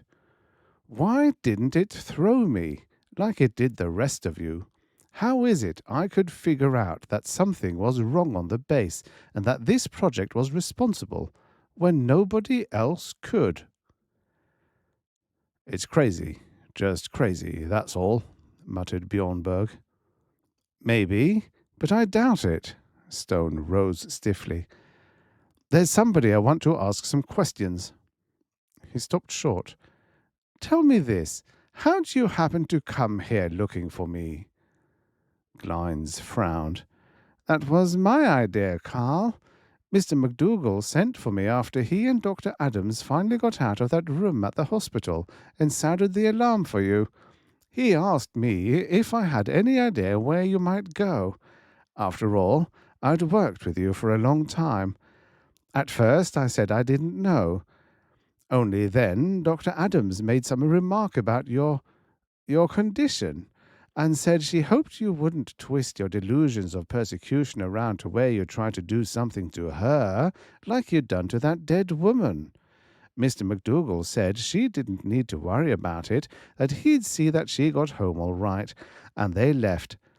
But the more I thought about what she'd said, the more sense it's made, and I began to wonder if you might not try to sneak out here and booby-trap the building. Finally, the thought of it got to worrying me so much that I called Sergeant Bjornberg and came out here with him. Glines paused, laughed self-consciously. It sounds silly now, doesn't it?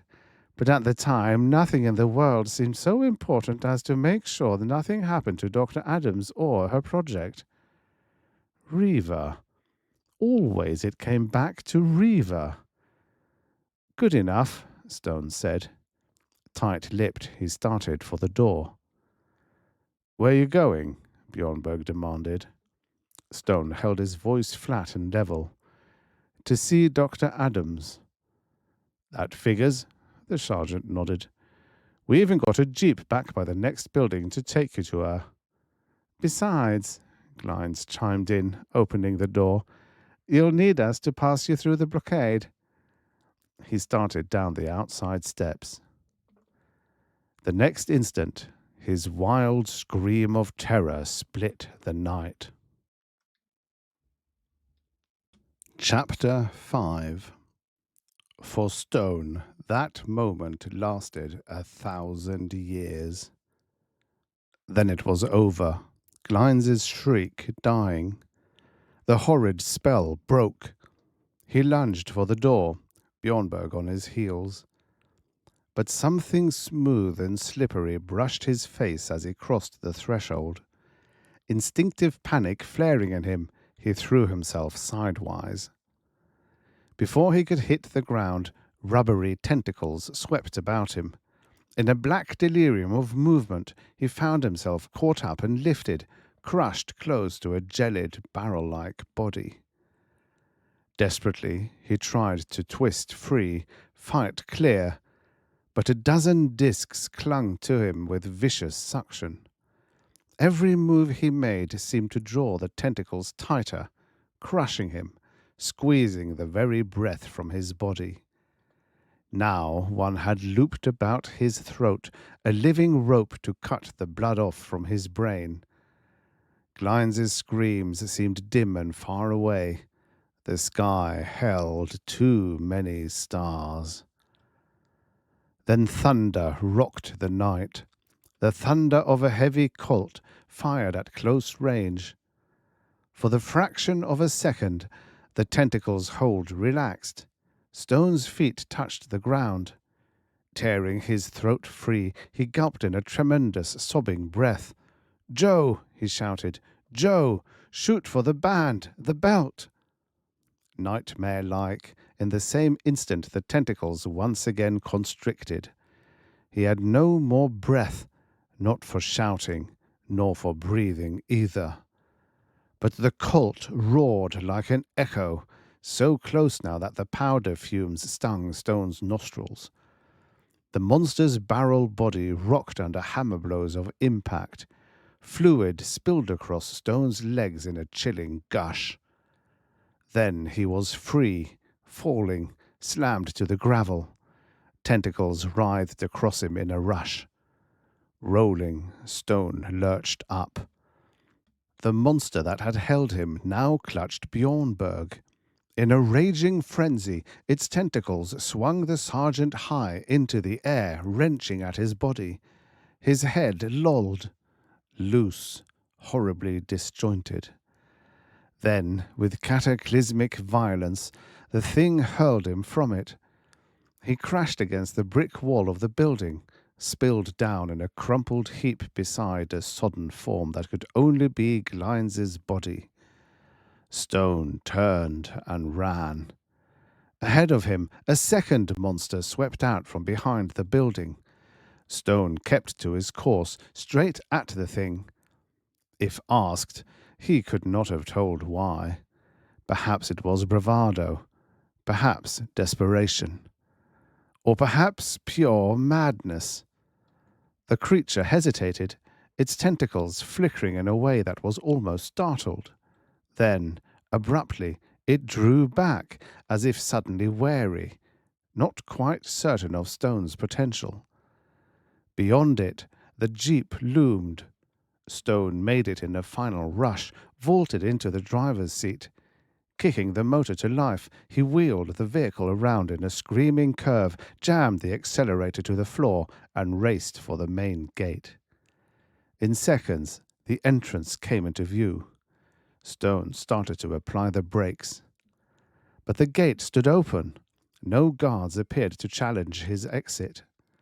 Beyond the fence, the street stretched bare and empty, with no sign of blockading troops. Stone bore down on the gas once more. He still didn't dare to pause to think. Not yet. The horror still clung too close. Too many things hung unexplained. Things like why the firing back at Reaver's project building hadn't drawn a half-track full of guards. Why the gate stood open. Why the streets were empty, the housing units dark. But such were trivia. They could wait. He only knew his friends were dead and what he had to do. Number 10 Q Street, northeast. Reaver's prefab. But no light in the windows. Stone spun the jeep right at the next corner, headed back west towards the central project building with its bright lights and strange new tower. Then, ahead, a white-striped barrier caught his lights. It blocked the street. Stone braked the jeep. Half a dozen soldiers stood grouped to one side of the crossbar. Before Stone could even speak, two of them hurriedly slung their rifles, moved the barrier out of the way, and waved him on. They made no move to halt or check him. The area beyond looked like a full-scale military operation. Barricades, barbed wire, sandbagged strongpoints, machine guns. Hands slick on the jeep's wheel, still not daring to ask questions, Stone maneuvered his vehicle through the narrow corridor left open. He reached the fence that circled the central project area, passed through the gate. On the other side, thronging civilians milled and muttered. A single word, rising from 1,000 throats, pulsed at him wave-like. Monsters! Monsters! Monsters! Monsters! Of a sudden, Stone understood it all. The barricades, the darkened houses, the open gates, the lack of questions. New chills ran through him. He cursed the icy sweat that drenched his body. Slowed by the crowd, the jeep was more hindrance now than help. Abandoning it, Stone pushed his way towards the square, squat block of the central project building. A private with a rifle and fixed bayonet barred the entrance. A corporal sang out, "Hold it, mister." Stone said tightly, "You hold it, if you want to take the responsibility. I've got information about this business." A lieutenant moved up. "Talk ahead, mister. I'll listen." "I'll talk to the base director, and he's the only one." The lieutenant's eyes narrowed. "What's your name, mister?" "Carl Stone." "Carl Stone!" Visibly, the officer stiffened. He shoved the private aside, elbowed back the corporal. "Come on, then. What are you waiting for?" In seconds, they were at the door of McDougal's second-floor office. The base director sat hunched over his desk, snapping hard, clipped words into a phone. His broad face looked drawn and haggard, and the hand with which he pushed back his stiff, greying hair seemed not too steady. Stone's gaze flicked to Reva Adams. She occupied a chair in one corner. Only in the faint shadows beneath her eyes did she show any trace of the tension that radiated from the base director.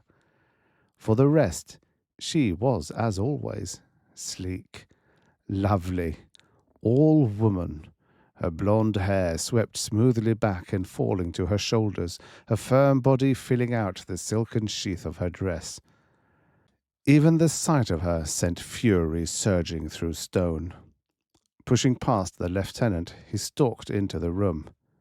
"Hang up that phone, Mac. You've got company." Reva jerked in her chair. Her hand flew to her throat. The base director's massive head came around sharply. He started up from his seat. "Carl?" "Right. Alive and breathing." There was no good humour in the words, the way Stone said them. He heeled shut the door, closing out the lieutenant. "Carl, we thought you were dead." "I'm not blaming you, Mac. Not you." Stone jerked his head towards Reva. "Her, I'm not so sure of." "Dr. Adams?" McDougal stared at him blankly. "What do you mean, Carl?" "I mean I found out the nature of her project." Grimly, Stone pivoted to face the woman. "How about it, Reva? What's the explanation for that electronic brain trap I found out in your building?"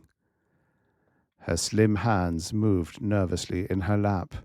Her eyes dodged his. I don't know what you mean." "You don't?" Stone made an elaborate business of surprise. And then, slashing out, hard and savage, "I'll tell you then. I'm talking about that transmitter you had locked in your storeroom, that humming, buzzing little devil machine that kept this whole base half crazy till I smashed it." McDougal's heavy fist hammered on the desk. "Damn it, Carl, talk sense." "I am talking sense. The only sense anybody's heard around here in the past 2 weeks." Stone roared him down. "Has it occurred to you that you feel a little differently about me now than you did a couple of hours ago?" The base director suddenly looked sheepish. "Oh, that." He groped vaguely. Well, I don't know what got into me, Carl. Nervous strain, maybe? The pressure of sweating out the big project here? All the worry, the being afraid it wouldn't work out right. And then, a while ago, all of a sudden you knew that it was foolish, didn't you? That I wasn't crazy or a traitor or a murderer or anything else except what I'd always been." Well, yes." McDougal brushed perspiration from his chin. "As soon as I got back here and stopped to think it over." "You mean as soon as I smashed that machine? Bjornberg, Glines, they both snapped out of the fog when I did it, right before my eyes." "Glines? Bjornberg?" McDougal's head came up. "I've had a call out for them. Where are they?" Tight-lipped, Stone fought down the wave of sickness that rose in him. "They're dead, Mac. Dead. Killed by the monsters that everybody claimed I didn't see." "Dead." Face sagging, the base director slumped into his chair. "I'm as sorry as you are, Mac, but that's not enough." Stone pushed in, driving his words hard. "What's important is now the living. They're the ones we've got to think about." "Yes, of course." McDougal's voice still echoed dull and empty. "So the first point to get it across that I'm not crazy, that I'm telling the truth. Last night, that transmitter out at Reva's building wouldn't let you believe me. Then, when I smashed it, and everybody snapped back to normal, the monsters came. So many of them that you've had to clear the base, move all personnel into the central project area for protection." "But how?" How do the monsters tie in with the transmitter, you mean? Stone shook his head curtly. I wouldn't know, but I'm going to find out. Our good friend Dr. Adams is going to tell us all about it. He turned towards her chair.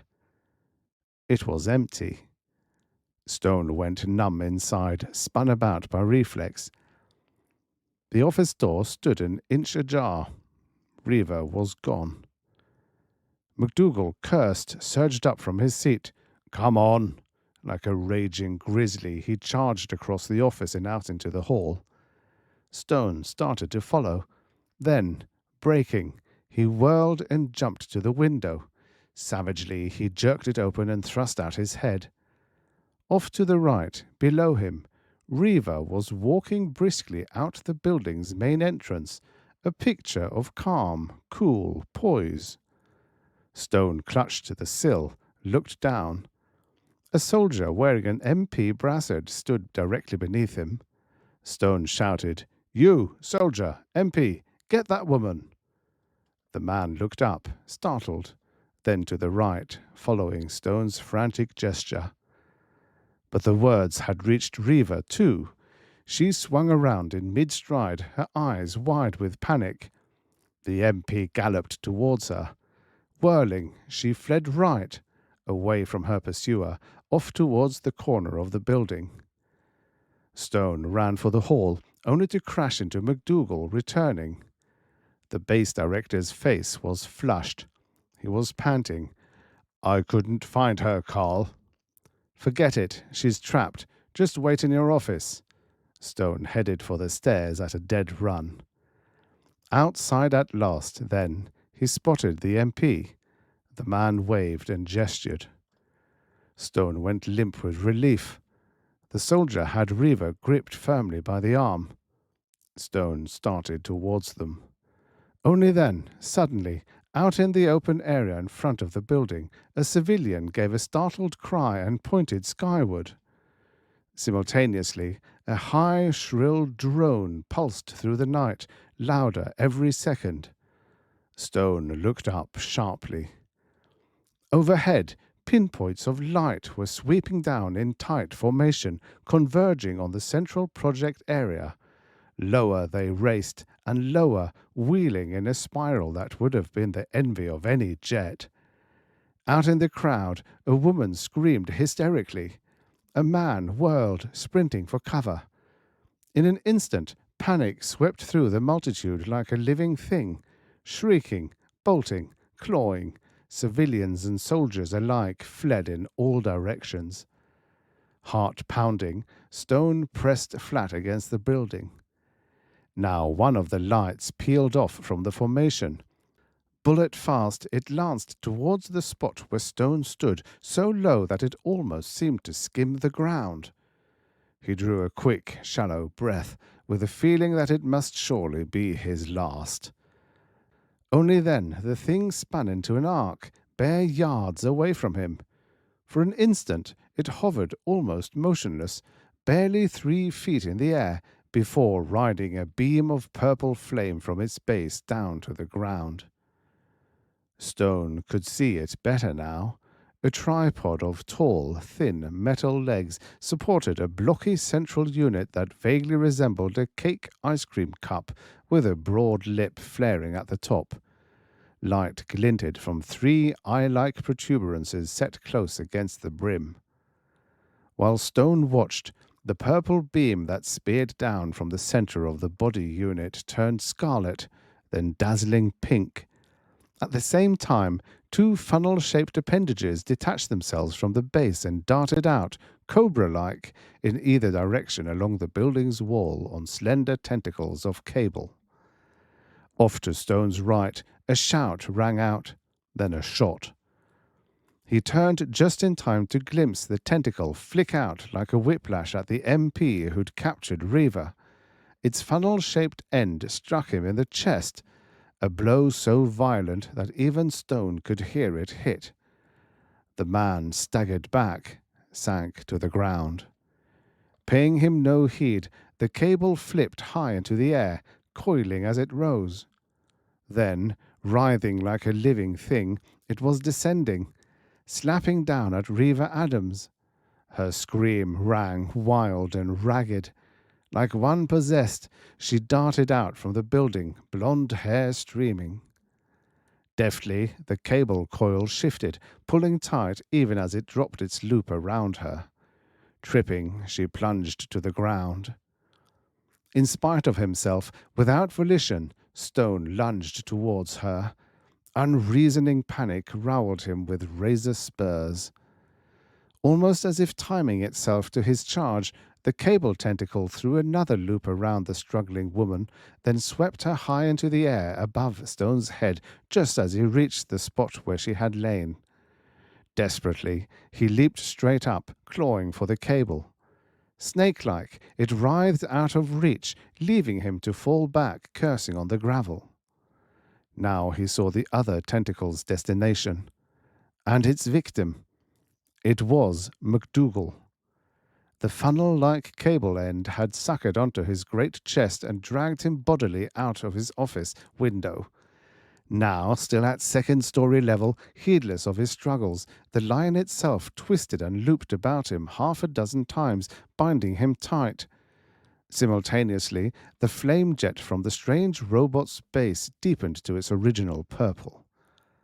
As the color changed, the weird craft lifted higher into the air and higher. Already it had begun to pick up its characteristic spiral motion. In the same instant, the other robots swept down, still in their tight formation. The shrill drone of the sound they gave forth welled ear-splitting, deafening. Smoothly, the unit that had landed resumed its place within the pattern, its sagging prisoners hugged against it. As one, the robots soared away, out across the encircling desert till light and sound alike were swallowed in the night. Chapter 6. The moment that followed the flying robot's departure stretched endlessly. Seconds ticked by with Stone barely aware that they were passing. He could only stand there in mute, helpless frustration, staring up at the sky where the cones had vanished. Out of the night they had come, into that same night they had retreated. Only there was more to it than that. Because they'd taken Reva and MacDougall with them. That, obviously, had been the whole purpose of their raid. Nor had their victims gone willingly. No one who had seen those blanched, fear-stricken faces could believe they had. No. If there'd been a plot, if Reva had really helped the monsters by setting up the transmitter at her project building, then that plot had now reversed itself, gone sour. It was a mad twist, shattering, mind-shaking. And it forced a whole new orientation. For Stone, it was suddenly more than he could take or grasp. He slumped against the wall, buried his face in his hands. Then, from all directions, sound rose and swept in and impinged upon him, a hoarse babble of voices that echoed overtones of panic. He let his hands fall, looked up and out.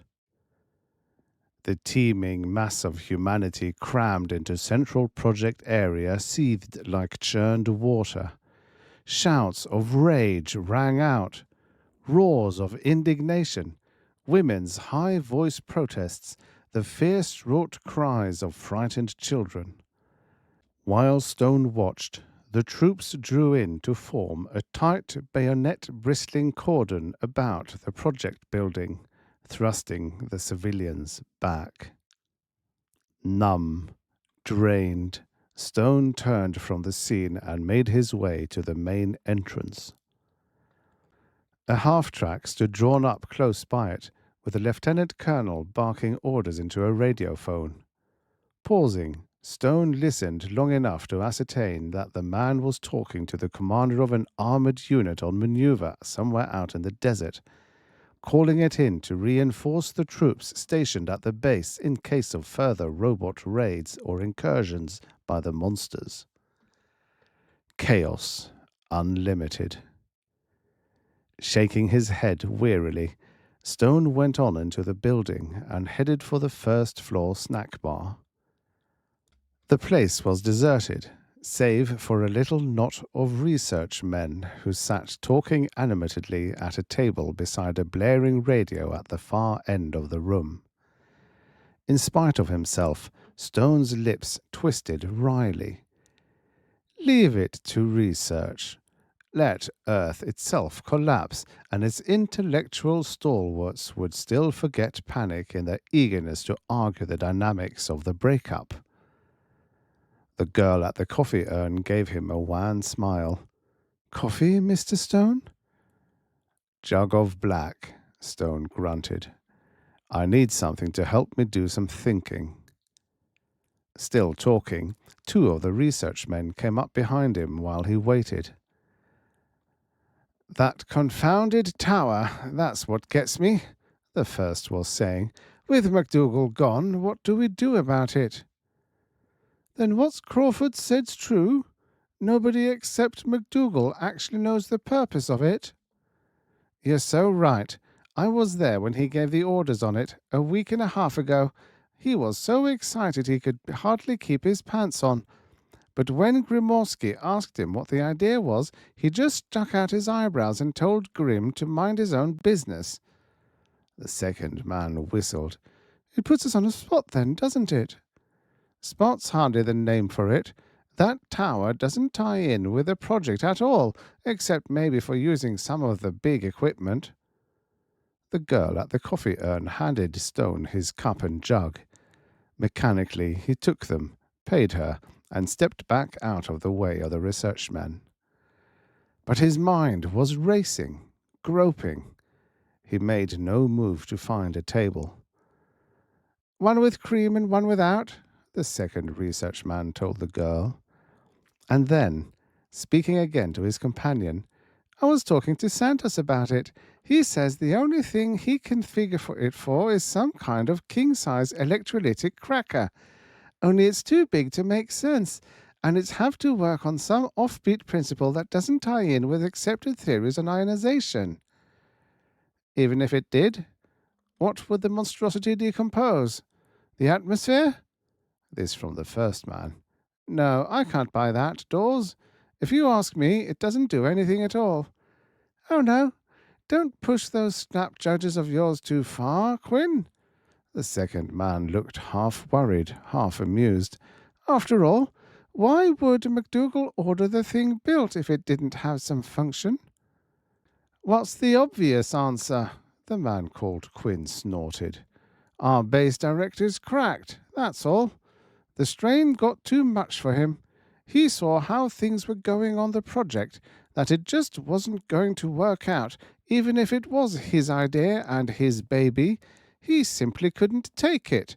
So he compensated by coming up with a new super-secret brainstorm that's as nutty as a Rube Goldberg invention."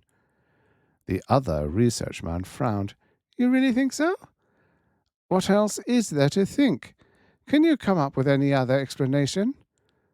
"But MacDougall, damn it, Quinn, he's outstanding, brilliant." "The smarter they are, the wider they split. It's happened before. A man stakes his career on a job, oversells an idea. Then it falls flat. He sees his whole scientific reputation flying out the window. Unless he's mighty stable, the next stop's Bellevue." Cups in hand, the two research men started to move away, back to their table. For the fraction of a second, Stone hesitated. Then, abruptly, he stepped forward. "Pardon me." The pair halted. The first man half turned. "What?" Stone said, "I'm Carl Stone, security, and I couldn't help overhearing." The second man flinched visibly, slopping his coffee. His thin face paled a trifle. His companion stood steady. "Go ahead." His voice was cool, not too friendly. Stone made a placatory gesture. Believe me, I'm not trying to give you trouble. There'll be no nonsense about reporting anybody, no matter what. But some strange things have happened on this base lately. I need information, and maybe you two are the ones who can give it to me. He nodded to the nearest table. How about letting me have 5 minutes over coffee? I've got nothing to hide. What I've said's for the record. The first man stepped to the table, dropped into a chair. The second followed, less enthusiastically. Stone filled his cup from the jug and leaned back, hunting for the right words. You think there's a possibility that the project's a failure? He asked finally. Possibility? My eye. It's 1,000% certain. The first man, the one called Quinn, stirred in sugar. Has been for nearly a month now. But MacDougall won't give up. Because he doesn't know it? No. It's because he's scared to. Stone frowned at Dawes. You agree? The man stared down into his coffee. I'm afraid so. Then why hasn't it been reported? To Washington, I mean. That's the base director's responsibility. And this other business? The tower? Stone spoke to Quinn this time. You got me there, mister. The man made a business of shrugging. I've screamed loud enough about it, but no one would listen. I guess they think griping's just a habit with me on account of my encephalitis. Stone stiffened. Encephalitis? A brain disease. I picked it up in the flu epidemic of 1918 when I was a kid. Doesn't bother my thinking, but I'll admit it short-circuits my disposition sometimes. So? With difficulty, Stone held his voice level. So, you don't think much of the tower. That's right, I didn't. But everyone else was so hipped on it they wouldn't listen. Even Dawes here had the bug.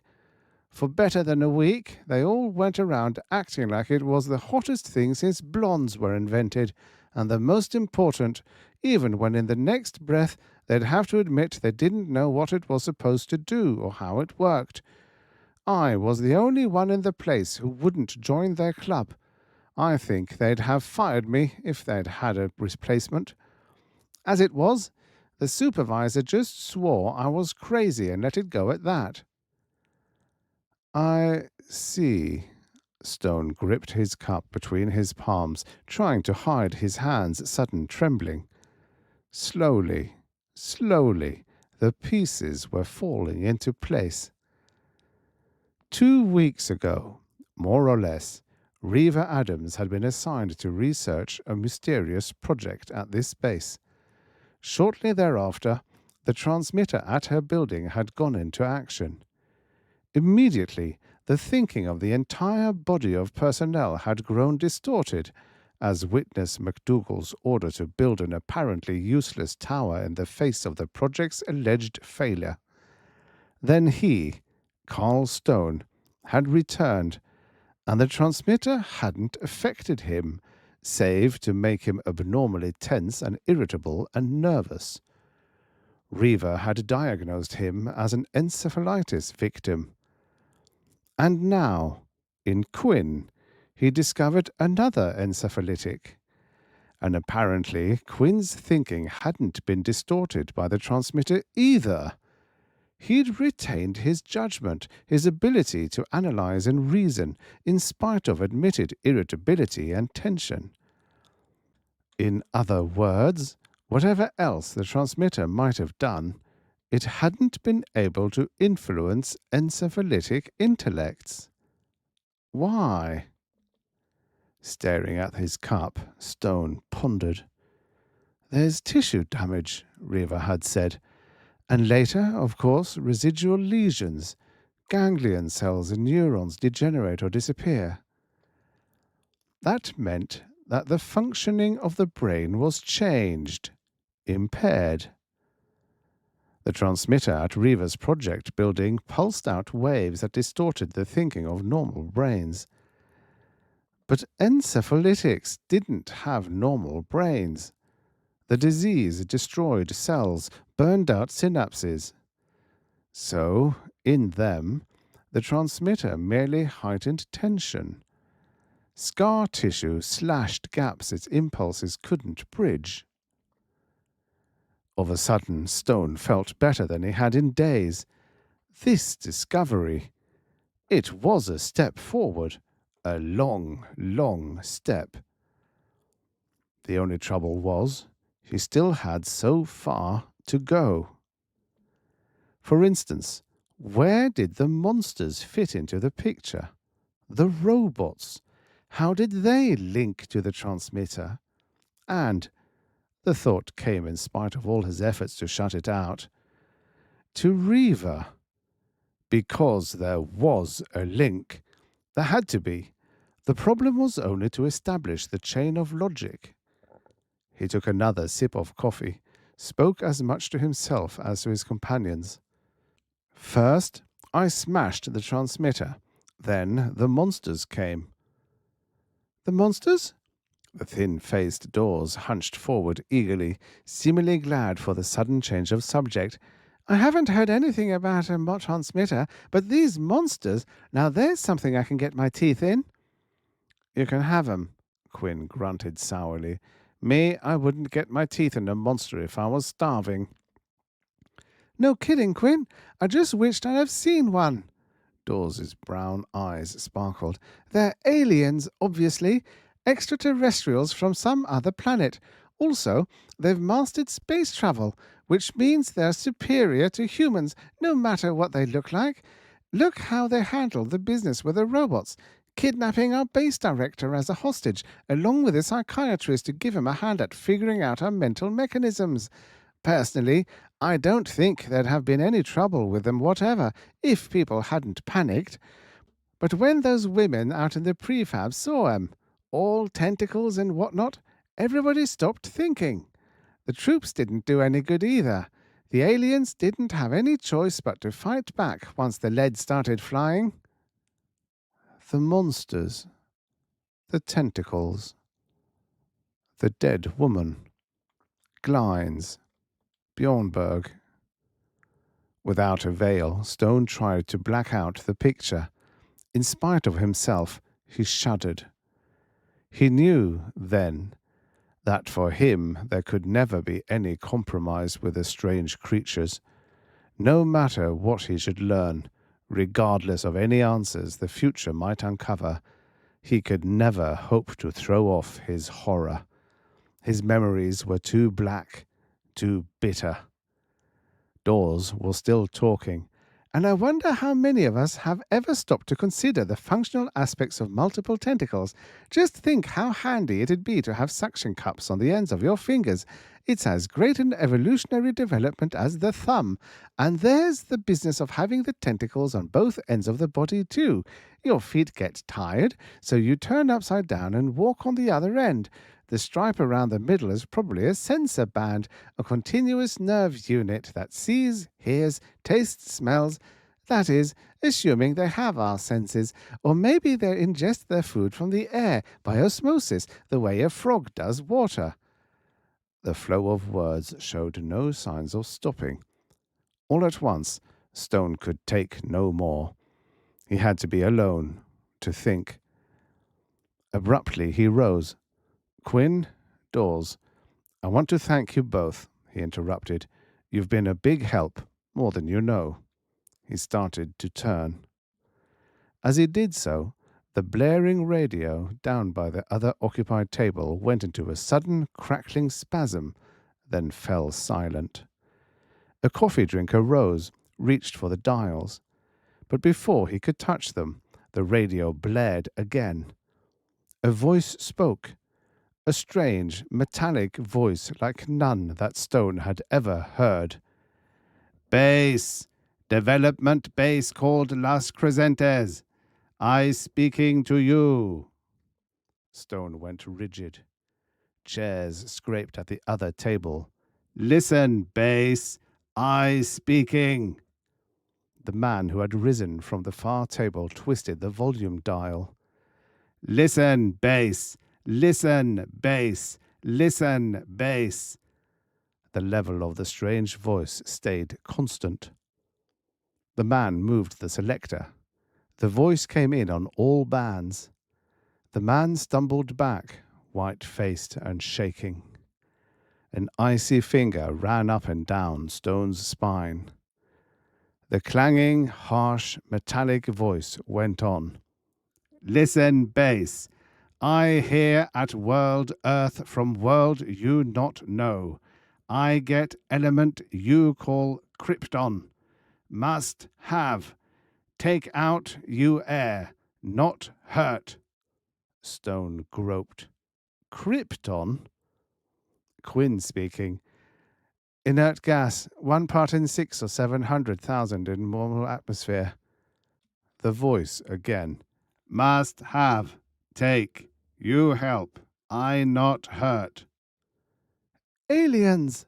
Dawes' nails scraped the table. I was right! I was right! The voice. Tower take. You run. Must have. Tower take?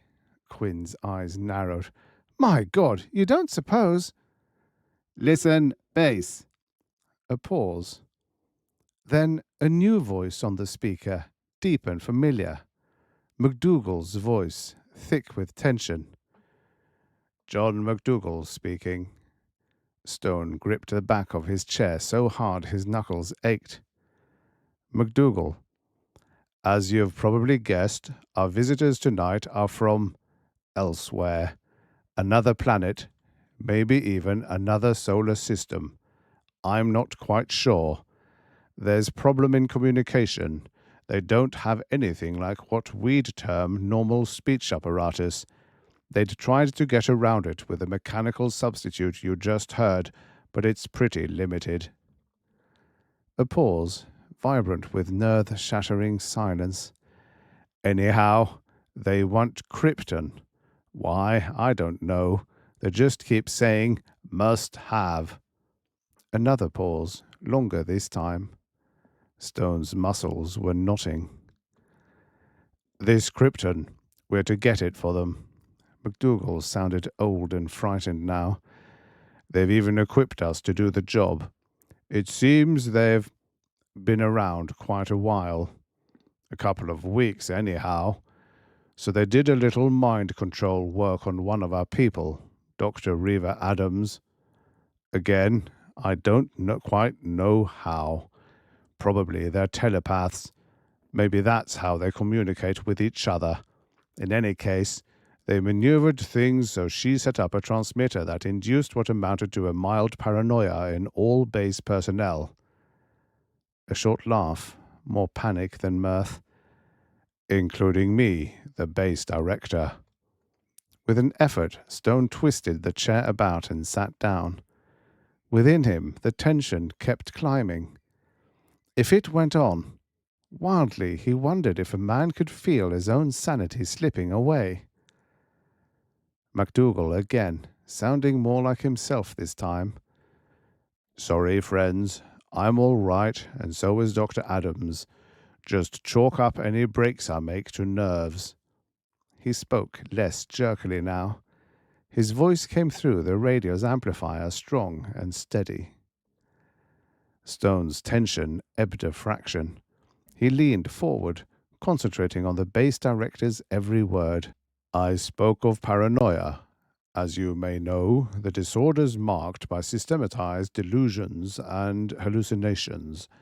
In my own case, these centered on a conviction that I'd developed a new and revolutionary approach to the project. Backing it up, I ordered construction of the equipment that now occupies the tower on top of the central project building. In turn, the rest of you fell into a pattern that blocked off any questioning of my judgment and built up resistance, extreme hostility, in fact, to any thought or suggestion that might threaten the work or the aliens. Actually, of course, my new development had nothing whatever to do with the project. On the contrary, the only function the device has is to extract krypton from the atmosphere as fast and efficiently as possible. How it works, I can't say. The design's so different from anything we know that I'm inclined to think it's based on scientific principles completely outside our experience. Some of you may wonder why these aliens picked our base as a place to set up their operation. Apparently, there were two reasons. First, the project involved materials and a good deal of hard-to-fabricate equipment that they needed for their krypton extraction process. Second, Las Crescentas is isolated. Their mind control transmitter blanketed us without overlapping into any other inhabited areas, so they didn't have to worry about outside interference. That brings up another point. These creatures have a wave shielding device that tops anything we know. That's how they cut in on your radios with this broadcast. It also blocks off your transmitters and telephone equipment, so don't waste time trying to get outside help. Getting back to the other aspects of the situation, this is the way it stacks up. If everything had gone according to plan, we'd have finished the extraction unit in the tower, drained Earth's atmosphere of krypton, and delivered it to these aliens. Probably we wouldn't even have realized what we'd done till after they'd left the planet. Fortunately, or unfortunately, though, something went wrong. One of our base security men, Carl Stone, was in Washington when these creatures moved in. Last night he got back.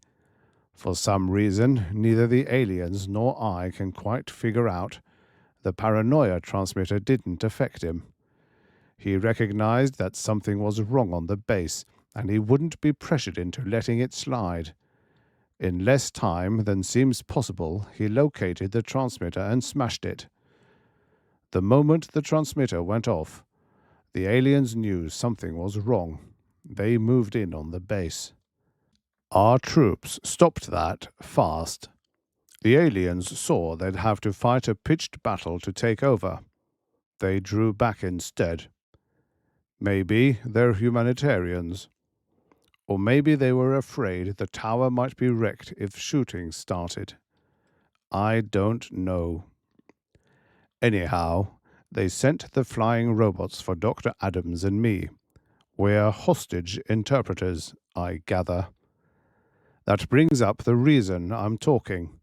I'm supposed to tell you what they want you to do. It's simple enough. Just finish the krypton extractor according to plan just as fast as possible. They figure 24 hours ought to do the job. Then, put it into operation. They'll supply cylinders to store the krypton.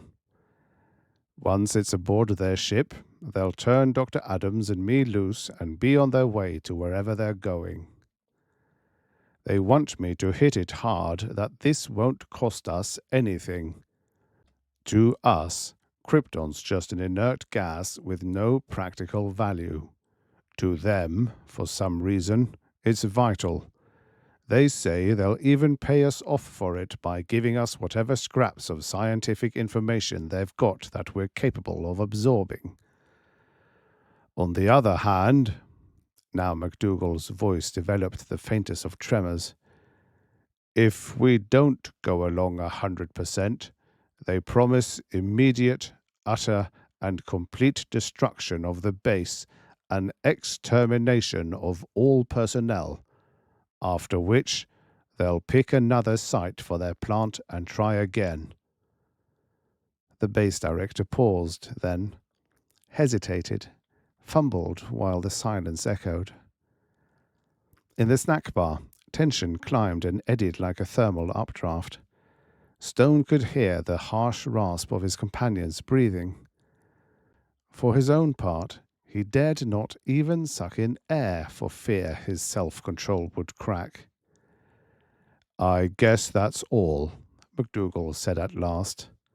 Again, as at the beginning, His voice suddenly sounded old and frightened. "I'm in no position to try to influence your decision. I don't have the right to tell you what to do or how to do it. Make up your own minds and good luck." He broke off. Once more the silence echoed. Then, like a thunderclap, the alien's clanging metallic voice cut in, harsh, savage. "Listen, base. I speaking. Get Krypton. Must have. Get Krypton or die." The radio went dead. Chapter 7. Fear stalked the base.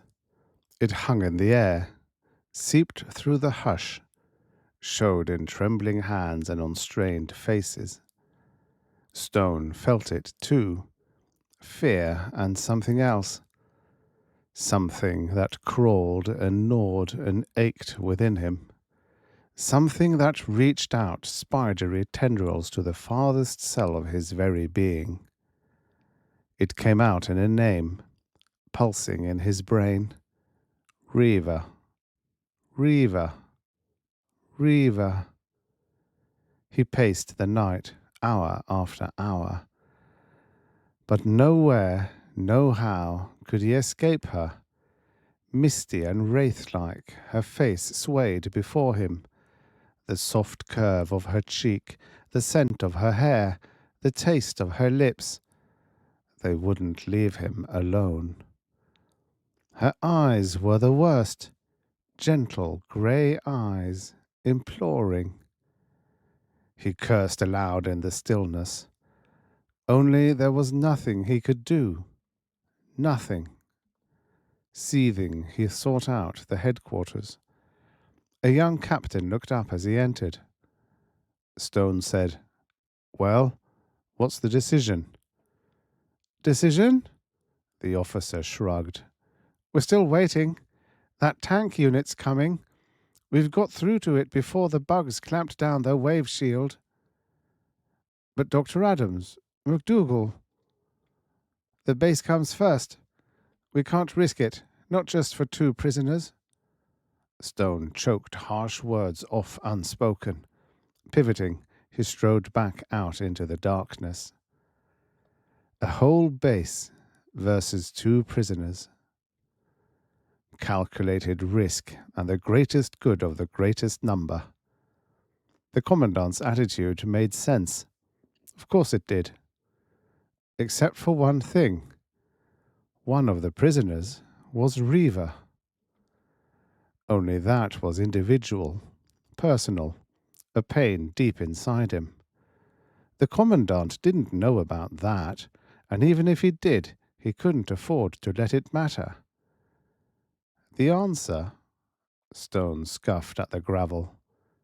That was the trouble. There just wasn't any answer. Or was there? Suppose you reversed the equation, turned the figures upside down. The commandant saw 2 lives against thousands. That was his duty. But for him, Carl Stone, it was different. He had 1 life. That was all. 1 life to gamble for 2. His own neck to risk on the off chance that he might save McDougal and Reaver. It was a good thought. It made the odds look different. Stone laughed abruptly. Who was he kidding? The odds didn't matter, nor even McDougal. Reaver was the one who counted, and Reaver only. Because he loved her. In spite of everything, he loved her. It was decision. Stone's breathing quickened. All at once he felt alive again, no longer numb or bowed down. The years, the bitterness, the heartbreak, like shackles struck off, as one they fell away. Cool, purposeful, His stride firm, he struck out towards the central project area's main gate. The weary guards waved him by on the strength of his security pass. Beyond the last barrier, then, he broke into a dog trot and stayed with it all the way to the administration building lot where his car was parked. One brief detour to his quarters to pick up a 38, then out onto the highway, heading east towards the spot where he'd watched the woman die. The sky was greying now, along the horizon far ahead. Another day a-borning, out of the chill shadows of a desert dawn. Bleakly, Stone wondered if he'd live to see it end. The tire-churned gravel marked the turn-off point. Slowing to low gear, Stone wrenched the steering wheel around and bumped off the road out across the shoulder into the open desert. The trail the woman had left proved surprisingly easy to follow. Still, a broken creosote bush here, kicked over clumps of fishhook cactus there, ground shoe-scraped in between. The tracks pointed to a high, rocky tableland perhaps 3 miles back from the road. What was it the dying woman had said? "Robots beyond the mesa." The back of Stone's neck prickled. His car gave out less than 3/4 of a mile from the road, ambushed by rocks and a mesquite tree. Stolidly, Stone abandoned it and set out on foot. The trail, at first so clear, had vanished now, so he set his course for the mesa and hoped for the best. Slowly, the sun edged up. The day began to warm. Stone plodded on, dodging cactus and keeping a sharp eye out for snakes. He was nearly to the hill when he heard the helicopter. Before he could find a place to hide, it was hovering directly overhead, settling slowly, rotor whishing. Hastily, Stone slid his gun out of sight beneath his coat and stood waiting. Landing on a nearby patch of open ground, the whirlybird's pilot threw open the door. "Hey, you!" "Yes?" Stone picked his way toward the craft. "What is it?" The pilot scowled. "You're out of bounds. I got orders to come out and pick you up. The CEO's taking no chances of getting those bugs stirred up till he knows just where we stand." "I might have known that gate guard would say something about me." Stone managed a rueful smile. "Well, so goes it." He clambered into the helicopter, not even protesting, closed the door. The pilot manipulated the controls. The engine roared. Slowly, the copter rose straight up into the air. Stone reached beneath his coat. Not even bothering to speak, he brought out the 38 and leveled it at the other's side. "Hey!" The pilot stiffened. "Put that thing away. You want to get into trouble?" "I'm already in it, friend," Stone said gently. "I might as well go whole hog." He gestured with the revolver's muzzle. "Let's have a look on the other side of that mesa." Muttering, the pilot sent the helicopter higher. Only then, before they had more than reached the edge of the tableland, a sound bore in upon them, a high, shrill, droning sound. It was Stone's turn to stiffen. Swiveling in his seat, he peered out, searching. Beyond the mesa, a flight of the flying robots climbed into view in a swift, tight spiral, swirling up and around straight into the morning sun. Simultaneously, the pilot exclaimed, "Look, the tanks!" Stone strained his eyes. Far off in the eastern desert, tiny beetle-like vehicles growled slowly towards them, churning up long streamers of dust. A distant sound of firing, heavy guns, echoed on the morning breeze. In the same instant, the first of the tanks lurched from its path. The distance was too great for Stone to tell just what had happened.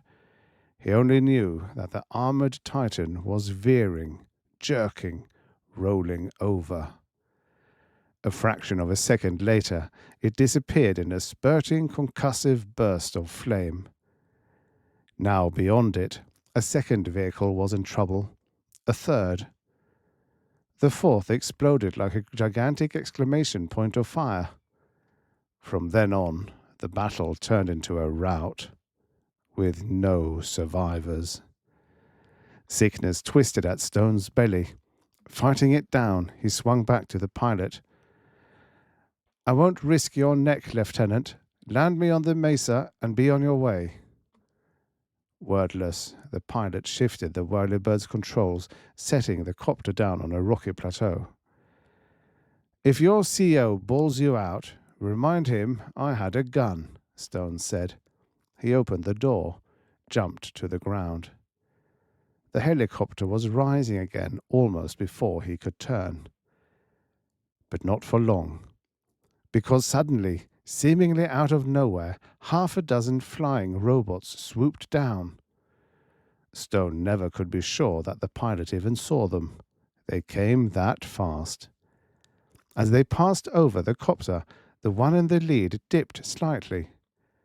A tentacle speared out, whipped round, stabbed into the blur of spinning rotor blades. Then it caught, with a jerk so violent that the robot spun from its course, too fast for the eye to follow. But only for a moment. Then, bobber-like, it came into balance again, the rotor still dangling from the tentacle. Like a crippled bird, the helicopter plunged earthward, struck with a rending crash, shattered into flames. Shuddering, Stone crouched motionless in the shadow of a boulder. Yet, incredibly, the robots gave no sign that they sensed his presence. A moment later, they were gone. Tight-lipped, Stone left his haven and trudged on across the mesa. A mile, 2.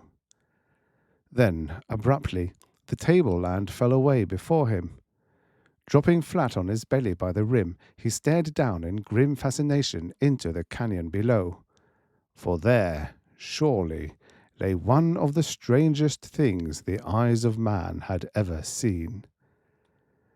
It was a sphere, a shining, gigantic metal ball, fully 300 feet in diameter, if Stone could judge. No lines or ports or crevices marred its gleaming surface. Nowhere about it could he see any sign of life. Quickly he drew back from the rim, well out of view of the sphere. Then, rising, he strode left, following the mesa's edge till he came to a spot where the eroded lip cut back enough to hide him from the globe-shaped craft. Slipping and falling, bruising and tearing, he descended to the canyon's floor, then made his way back towards the sphere. Here, studying it at a lower level from a hidden vantage point amid the talus, he gained a better, clearer picture. 3 stubby legs gave the globe balance on an uneven bedrock of the canyon floor. A broad, inclined ramp led to a slot-like belly hatch.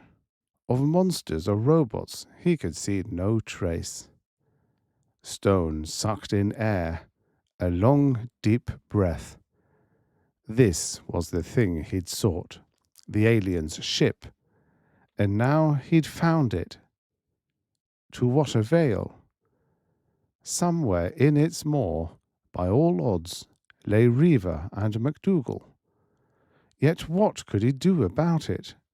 How could he, alone and armed only with his Smith & Wesson, hope to invade it or to save them? But he'd known the odds before he started, and he'd still come. Logic and hazard simply had no bearing. Surging up, gun in hand, he moved warily forward, hugging the mesa wall. Now he came abreast the sphere. The ramp to the belly hatch beckoned, smooth and inviting. inviting as madness. A nervous spasm knotted Stone's belly. When it had passed, he stepped out from the wall, moved forward, cat-footed, towards the ramp. Still nothing happened. Going around the edge of the ramp, he peered up through the open hatch into the sphere ship. The interior shone with a dim greenish glow. Overhead loomed a bulwark. He could see nothing more.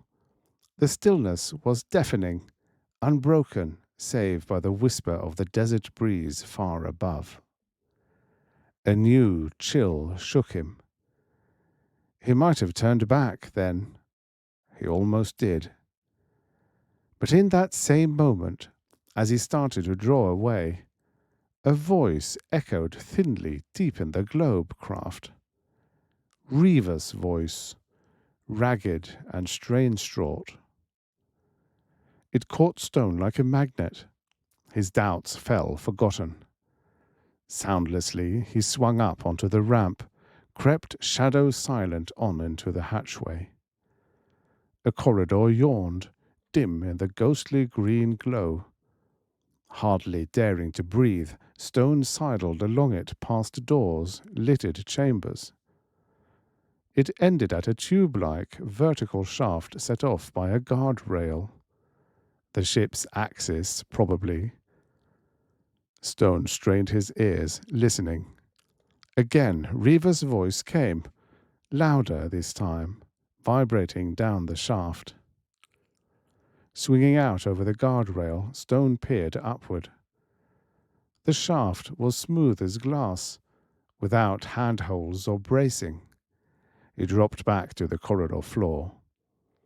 A closed double door to his left, next to the shaft, tempted him. He stepped towards it. Like magic, it parted before him, silent as death.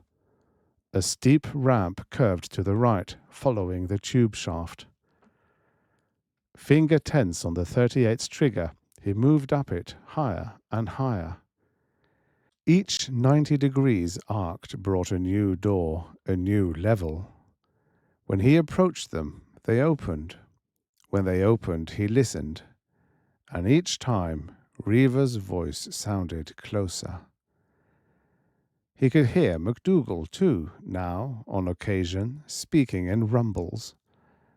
The very nearness brought sweat oozing. A dozen times he had to switch the gun from one hand to the other to scrub his palms dry of slickness. Another level. Another. Another. The level. Tension drew a band tight over his chest, compressing, constricting. His neck ached, his blood pounded. Jaws tight, gun hand rigid, he moved down the passage.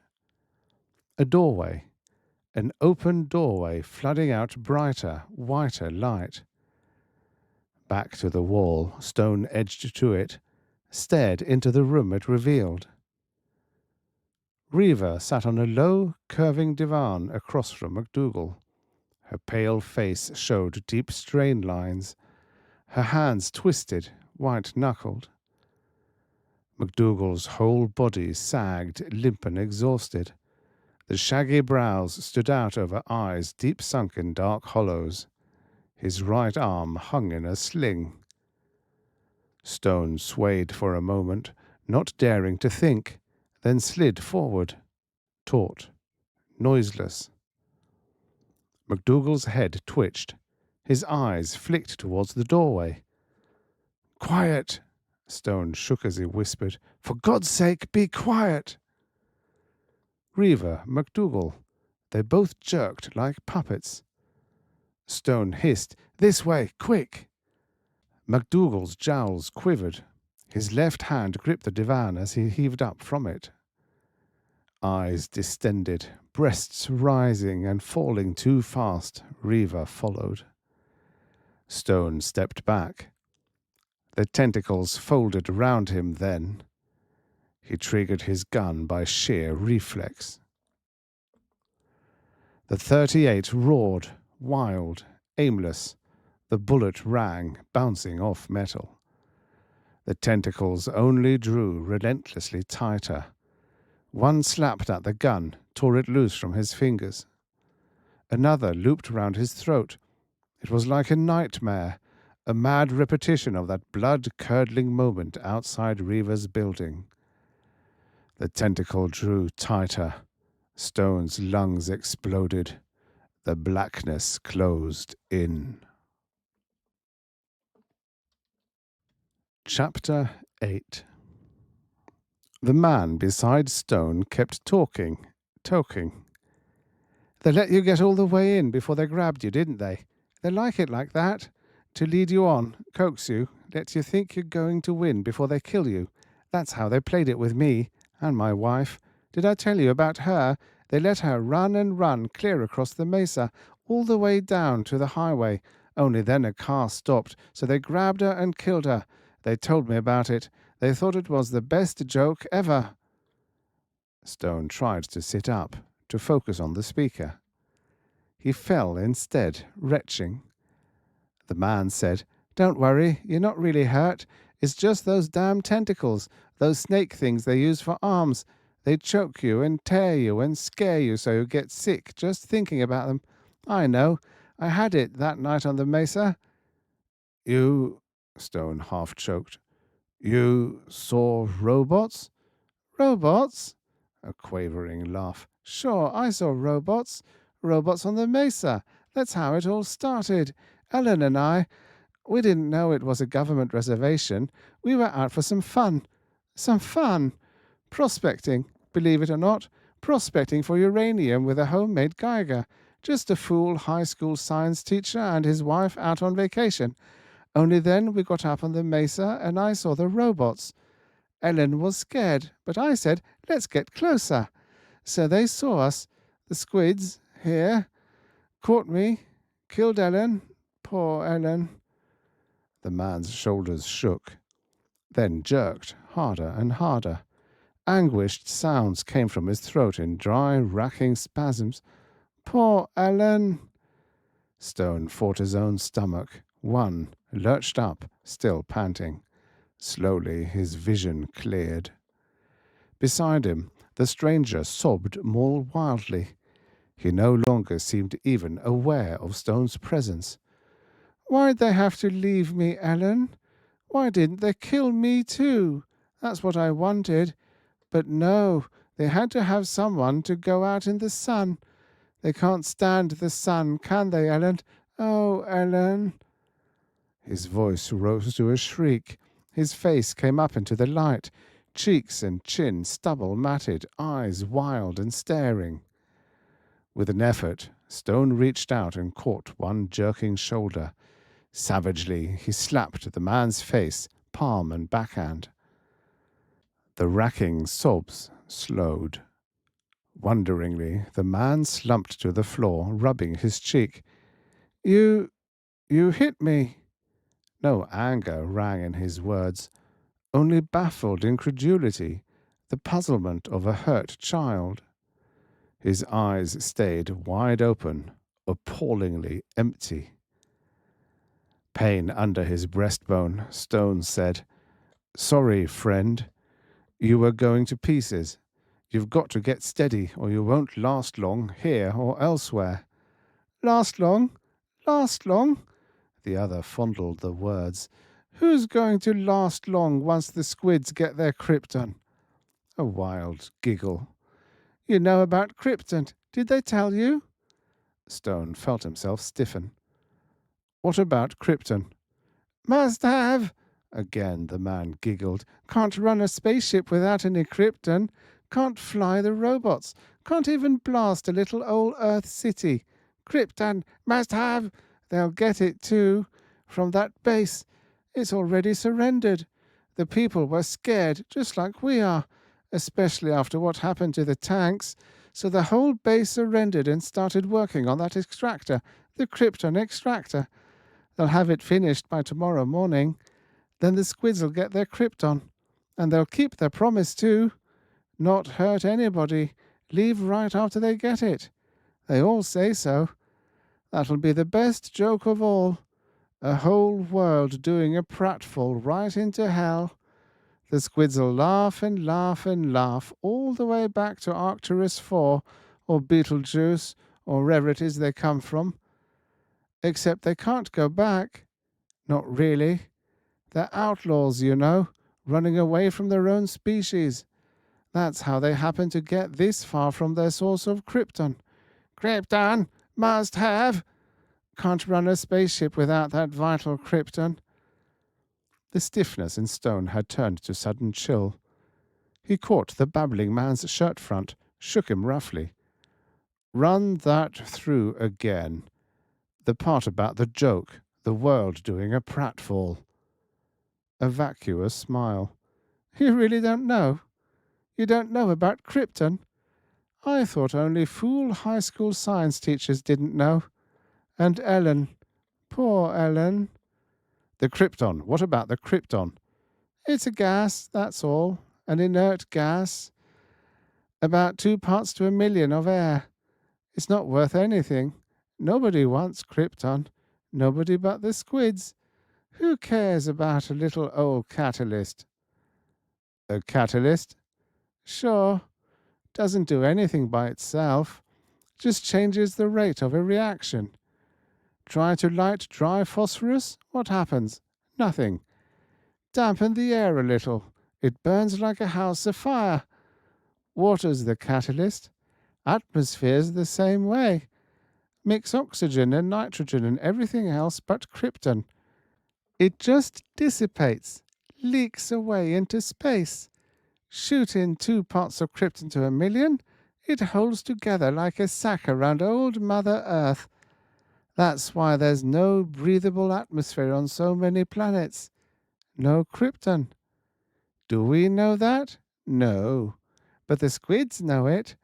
That's why they're laughing. Why should they waste time blasting us? Soon as they get our krypton, our atmosphere thins away. Poof, like that. And we all drop dead. The squids don't care.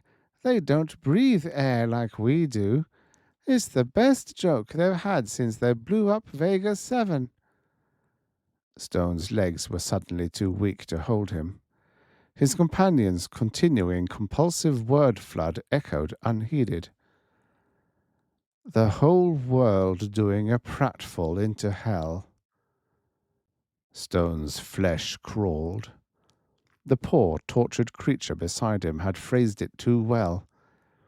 It turned a man's mind off, froze his brain, left him clutching in free fall without strength even to shudder. Yet there was nothing he could do. Nothing. Nothing. Not here, sealed in this green, glowing, metal-walled room with a madman for company. A madman? There'd be 2 of them soon. 2 lunatics, giggling and babbling as the atmosphere thinned and they slowly strangled. Or would you strangle? Maybe with the pressure change your lungs would burst first. Stone surged to his feet in a spasm of frenzy. Savagely he hurled himself at the door, beating it, tearing at the crack with his fingers till the nails broke and blood streamed, weird in the green glow. His companion stared at him, wide-eyed. "You're hurting your hands. Is something the matter?" "The matter?" Stone shook with fury, frustration. "No, nothing's the matter. The base has surrendered. The monsters get our krypton. Our air leaks away. The whole planet dies. Everything's fine. Fine." He broke off, unable to go on. "Oh." The other sounded hurt, plaintive. Then, "Well, why don't you stop it? Call the base. Have them blow up the extractor." "Call the base?" Stone stopped breathing. "Yes. The machine's in a room right down the hall here."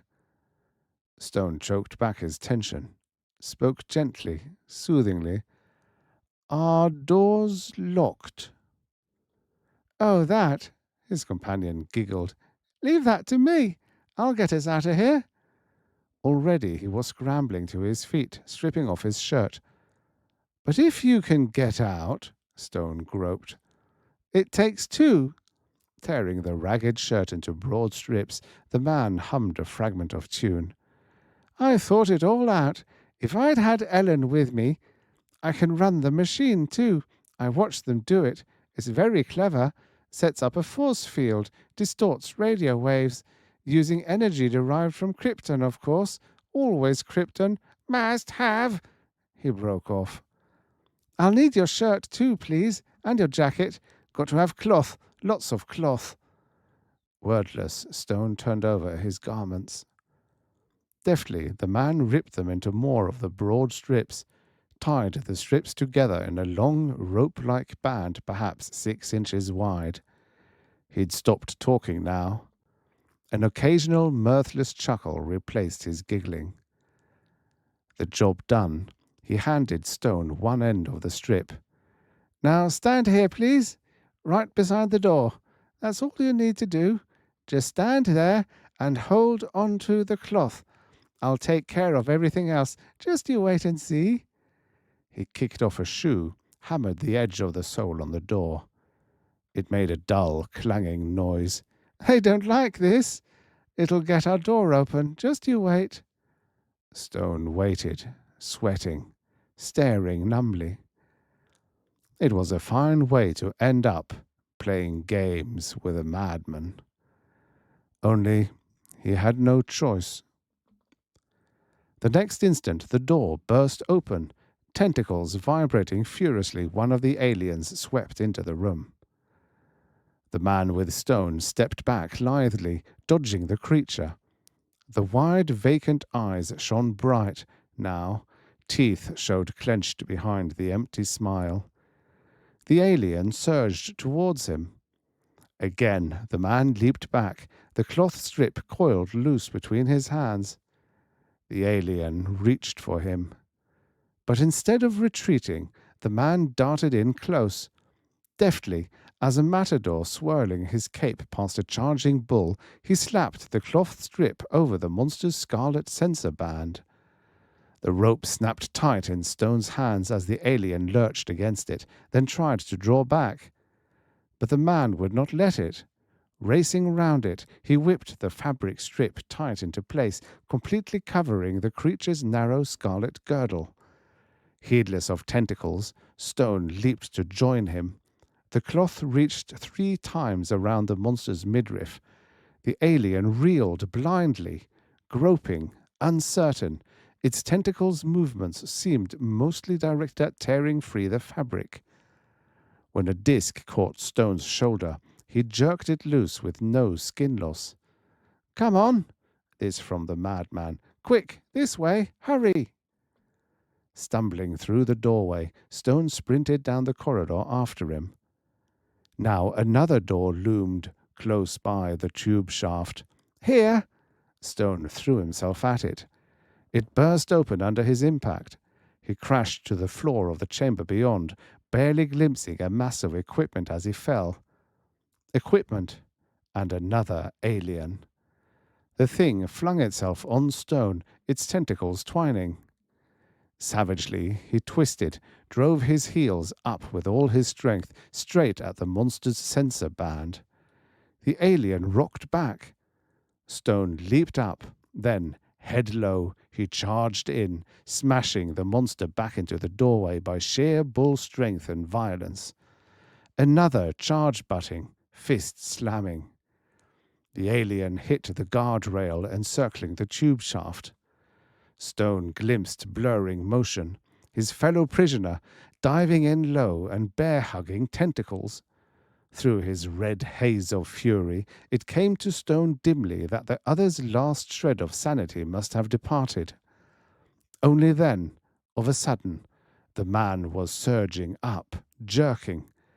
The knee leverage tore the alien's lower tentacles loose from the floor. With a heave, the man flipped the creature over the rail. It plummeted down the tube shaft. 200 feet, Stone's companion cried shrilly. Listen, it may spatter. Nausea writhed in Stone. He caught the other about the waist, dragged him bodily back into the room. up to the equipment. "Quick, how do I work this?" "Don't worry, it's easy." The man tugged at a smooth, round shaft of metal. A faint humming sound rose from a flat gridwork. "There, it's on now. Just talking to the grill, there."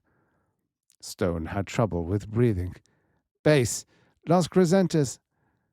Behind him, metal rang on metal. He spun round. An alien stood poised in the doorway. An alien with shreds of cloth still clinging round its middle. The words he'd planned stuck in his throat. Only then, as from afar, another voice echoed. The voice of the madman. "You know?" It was almost conversational, the way he said it. "You know, I think I'll go see Ellen." He scooped a jagged strip of metal from a bench as he spoke. Traces of froth showed at the corners of his mouth. Then, before Stone could move, he was lunging straight at the monster. The metal strip slashed deep into the scarlet sensor band. Fluid spurted. The alien hurled itself backward, but like one possessed, the madman pursued it, hacking and gouging. Together, man and monster crashed into the guardrail. A wild shriek of mad laughter. "Here I come, Ellen, with company." Clutching a dozen tentacles, the man hurled himself over the guardrail. The monster went with him. Stone clung to the transmitter, half retching. Only he couldn't afford to be sick. Not here, not now. Time was too short for that. Any moment now there'd be other aliens coming. Hoarsely he rasped, "Base, Las Crescentes. This is Carl Stone talking. I'm giving you an order. Destroy that tower. Blast it. Don't wait a minute. If it goes into operation, the whole Earth will die."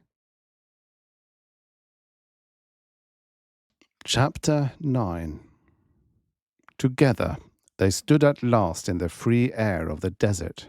Stone, Reaver, MacDougall.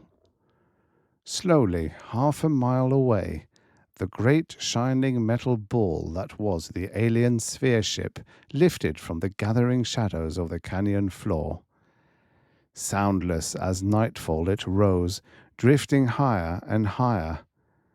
The three stub legs retracted.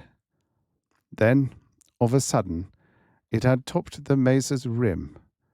Faster it climbed, and faster, picking up speed with every passing second. The blink of an eye later it was gone, up into the dusk and the boundless space that stretched from star to star. For a long, long moment the silence held. Then MacDougall said quietly, "There aren't any words for what I want to say, Carl. But the world can never repay you for what you've done." And Reaver, "You saved us, Carl. Us and all the unborn generations that will ever live on Earth." It was strange, Stone thought. By all the rules, he should feel the same way they did. Happy, relieved, at peace. Grateful for the breaks he'd gotten, at least. Instead, inside, he felt only aching emptiness and pain. But however he felt, he had to find words. They were expected. The other, the ugly, unfinished job he had yet to do, that could wait. Shrugging, he said, "The boys at the base are the ones who rate the credit. They worked fast. 2 minutes flat from the time I passed the word till they shot an anti-tank grenade right into the middle of that damn tower. If our friends the monsters had it right." "You're over-modest, Carl." MacDougall gestured with his still sling-bound right arm. "You're the one who did the job, and I'm going to see that people know it. The right people." "Thanks." The word came out, faintly caustic, even to Stone's ears. But maybe that was only the aftermath of strain. If MacDougall caught it, he ignored it. His craggy face stayed tolerant, relaxed. The hedgerow eyebrows didn't even bristle. The big point is, it's over, he reminded. The aliens and the ship are gone. Our own world's safe. Reva moved restlessly, drawing her torn dress closer about her, as if touched by a sudden chill. I hope so. I still don't feel quite as if I were awake. There's so much I don't understand. So many, many things. Stone's voice was just above a whisper. For instance? You mean you haven't thought about it? About why those creatures didn't harm the base in spite of all their threats? Why they let us go when it would have been so much easier to kill us? Stone didn't answer. MacDougall said, I think it's easy enough to understand. The aliens' whole technology is based on krypton, and it's in short supply. Destroying the base would have cut down what little reserve they had left with no return. And letting us go? The base director's heavy shoulders shifted. That's almost a rhetorical question, isn't it, Dr. Adams? The slightest of edges barbed his words. Deep in Stone's middle, the pain and emptiness seethed anew. That was the trouble with unfinished jobs. They kept forcing themselves onto you when you least wanted to have to think about them. Only now, this particular ugliness was coming out into the open in spite of him. He'd have to face it, grapple with it, even if it tore his soul apart. Reva was staring at MacDougall. Rhetorical? I don't understand. What do you mean? Then I'm afraid I'll have to be brutal, Doctor. The base director let out a gusty, sighing breath. Perhaps you don't realize the nasty role you've played in this whole business. If so, I'm sorry. But the fact remains that in all likelihood Stone and I are alive and free only because of you. His tone made Reva draw back just a little. Once more, she pulled her torn dress about her, with a movement strangely awkward for one so graceful. You'll have to speak more plainly, Mr. MacDougall, she said sharply. I don't understand you at all. Very well, then. MacDougall's massive head came forward, jaw belligerently outthrust. I'm saying flat out that you were the aliens' contact. Your mind was the one they took over when they first landed. You were the one who set up the transmitter in your project building and turned the whole base mad. Is that plain enough for you to understand? The torn dress bunched under Reva's fingers, an ugly, lumpy wad.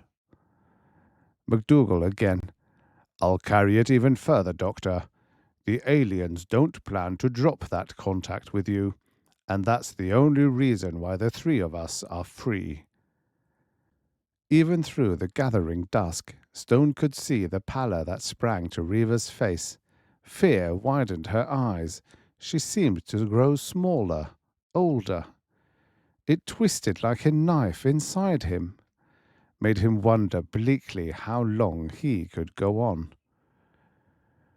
Did you think they'd really left for good, Dr. Adams? The base director's sarcasm rang open, bitter now. How far do you estimate they can go, with their krypton reserves already so drained that they didn't even dare to blast our base? To Aldebaran? Antares? Alpha Centauri? He laughed, curt, scornful. No, Doctor. They'll be back, somewhere close by, in hours, not light years. Then, when they get here, they'll contact you. There'll be another transmitter, another base gone mad. And this time, maybe they'll get their krypton. That is, if Stone and I are fools enough to let you live."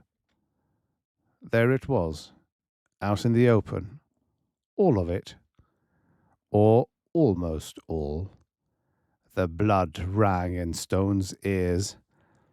Reva's face was a twisted, distorted thing. Her face seemed to crack, her lips peeled back. "No, no," she was half screaming. "You're wrong, you're wrong." The base director swung his thick, sling-bound right arm, hammering, relentless. "Then why did they let us live? Why, except to keep you free and above suspicion, ready to serve them another day?" Silence, echoing eternities of silence.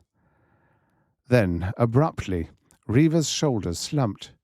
Her chin sank to her chest. She didn't speak. Slowly, MacDougall straightened. Grim-faced, he looked at Stone. "Well, Carl?" More silence. A sickness, too, gnawing through Stone, body and brain. Why did it have to be like this? Why couldn't it have ended another way? MacDougall said, "I'm sorry, Carl. I know how you feel. But this is just too big for us. We can't take chances. The world's at stake. We've got to act now, before the aliens come back." Stone couldn't speak. "She can't be allowed to leave this spot alive, Carl. You and I will have to serve as judge and jury. Executioners, too. Here, now." Stone looked at Reva. Her eyes were upon him.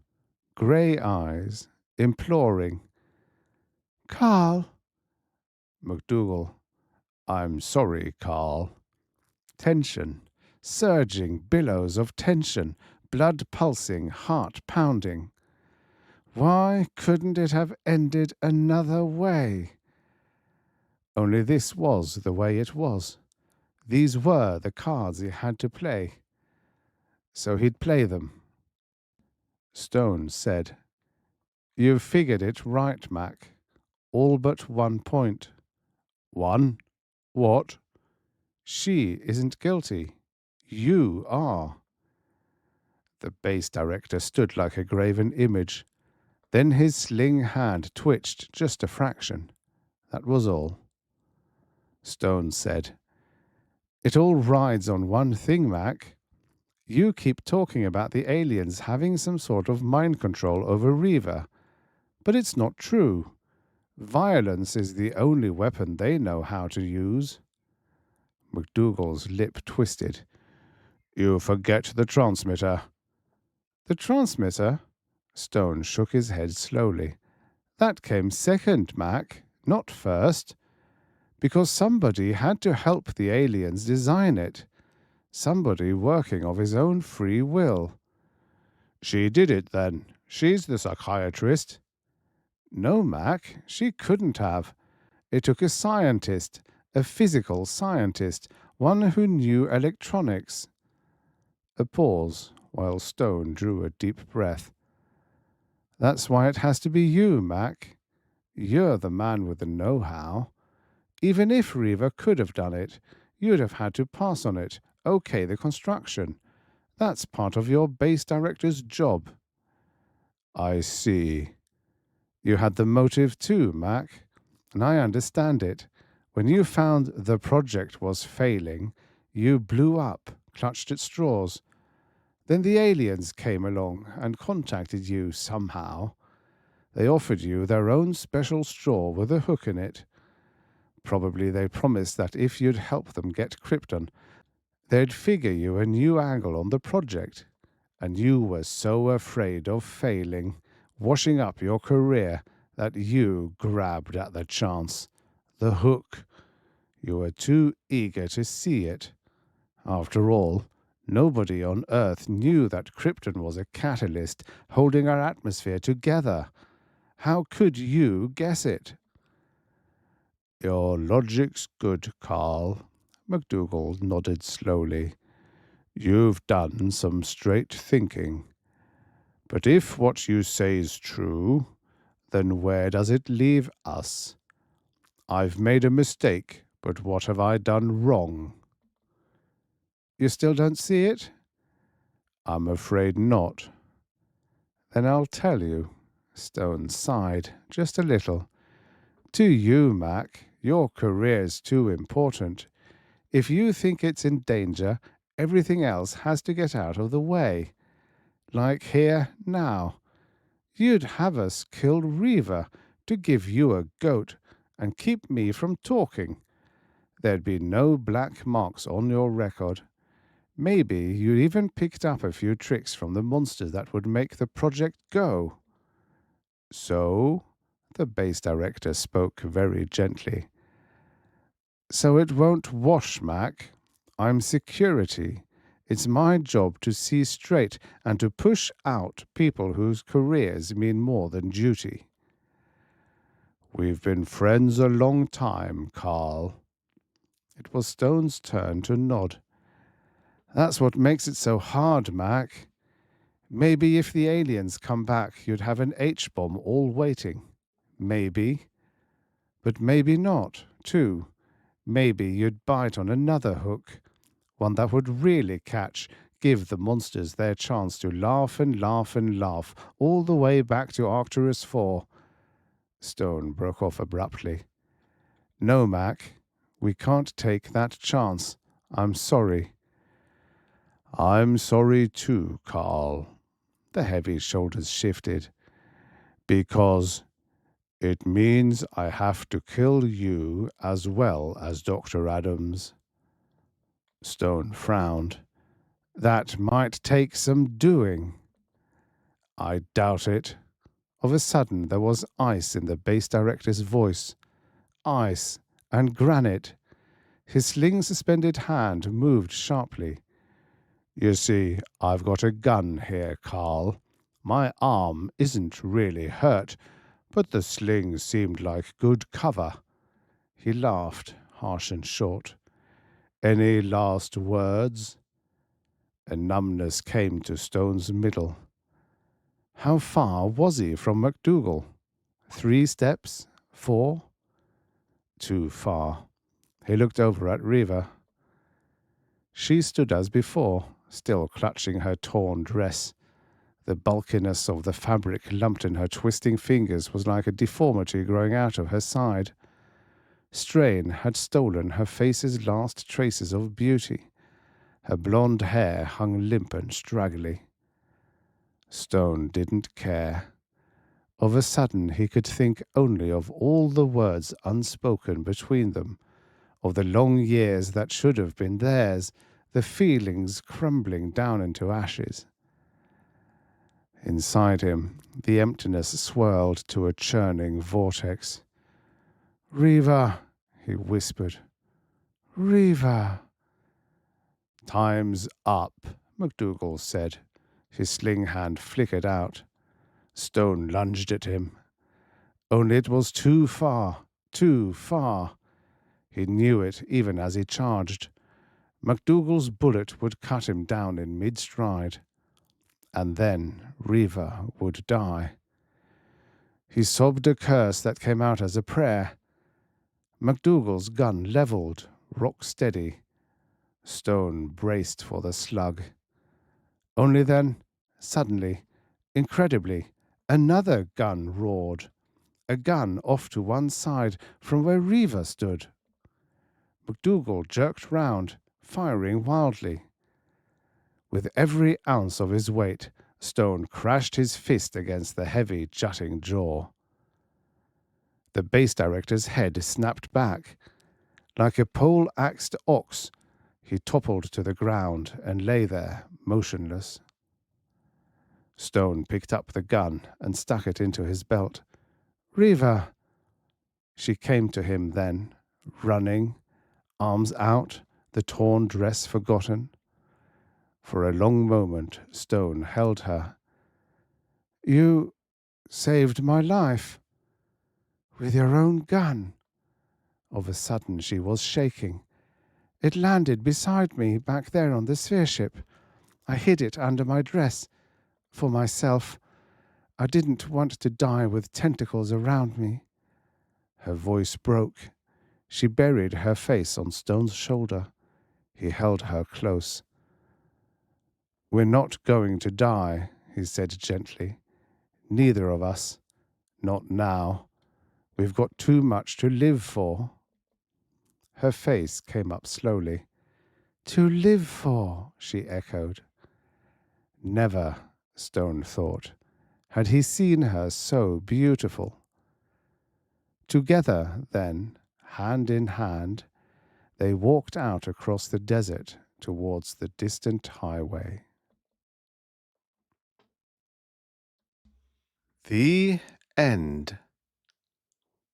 About the author. Dwight Vreeland Swain, born 1915, died 1992, was, amongst other things, a screenwriter, author, novelist, and educator. His first published story was in 1935, and he had a large output of short stories and novellas across several genres, including detective and western, in the 1940s and 1950s, and the occasional novel.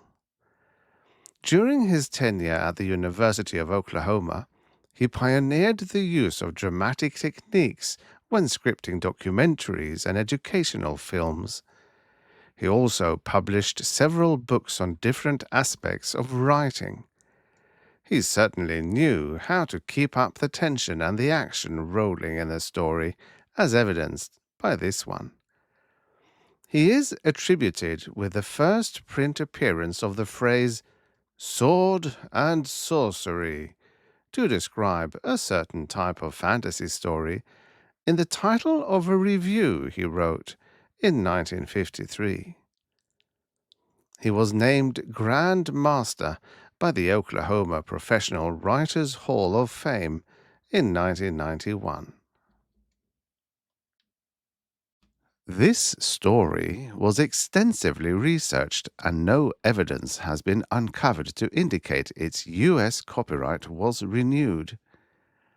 The text is therefore deemed to be in the public domain. It has been painstakingly transcribed by yours truly and is destined to be made into a free ebook for the world to enjoy. Do you want to know how you can help save more such stories?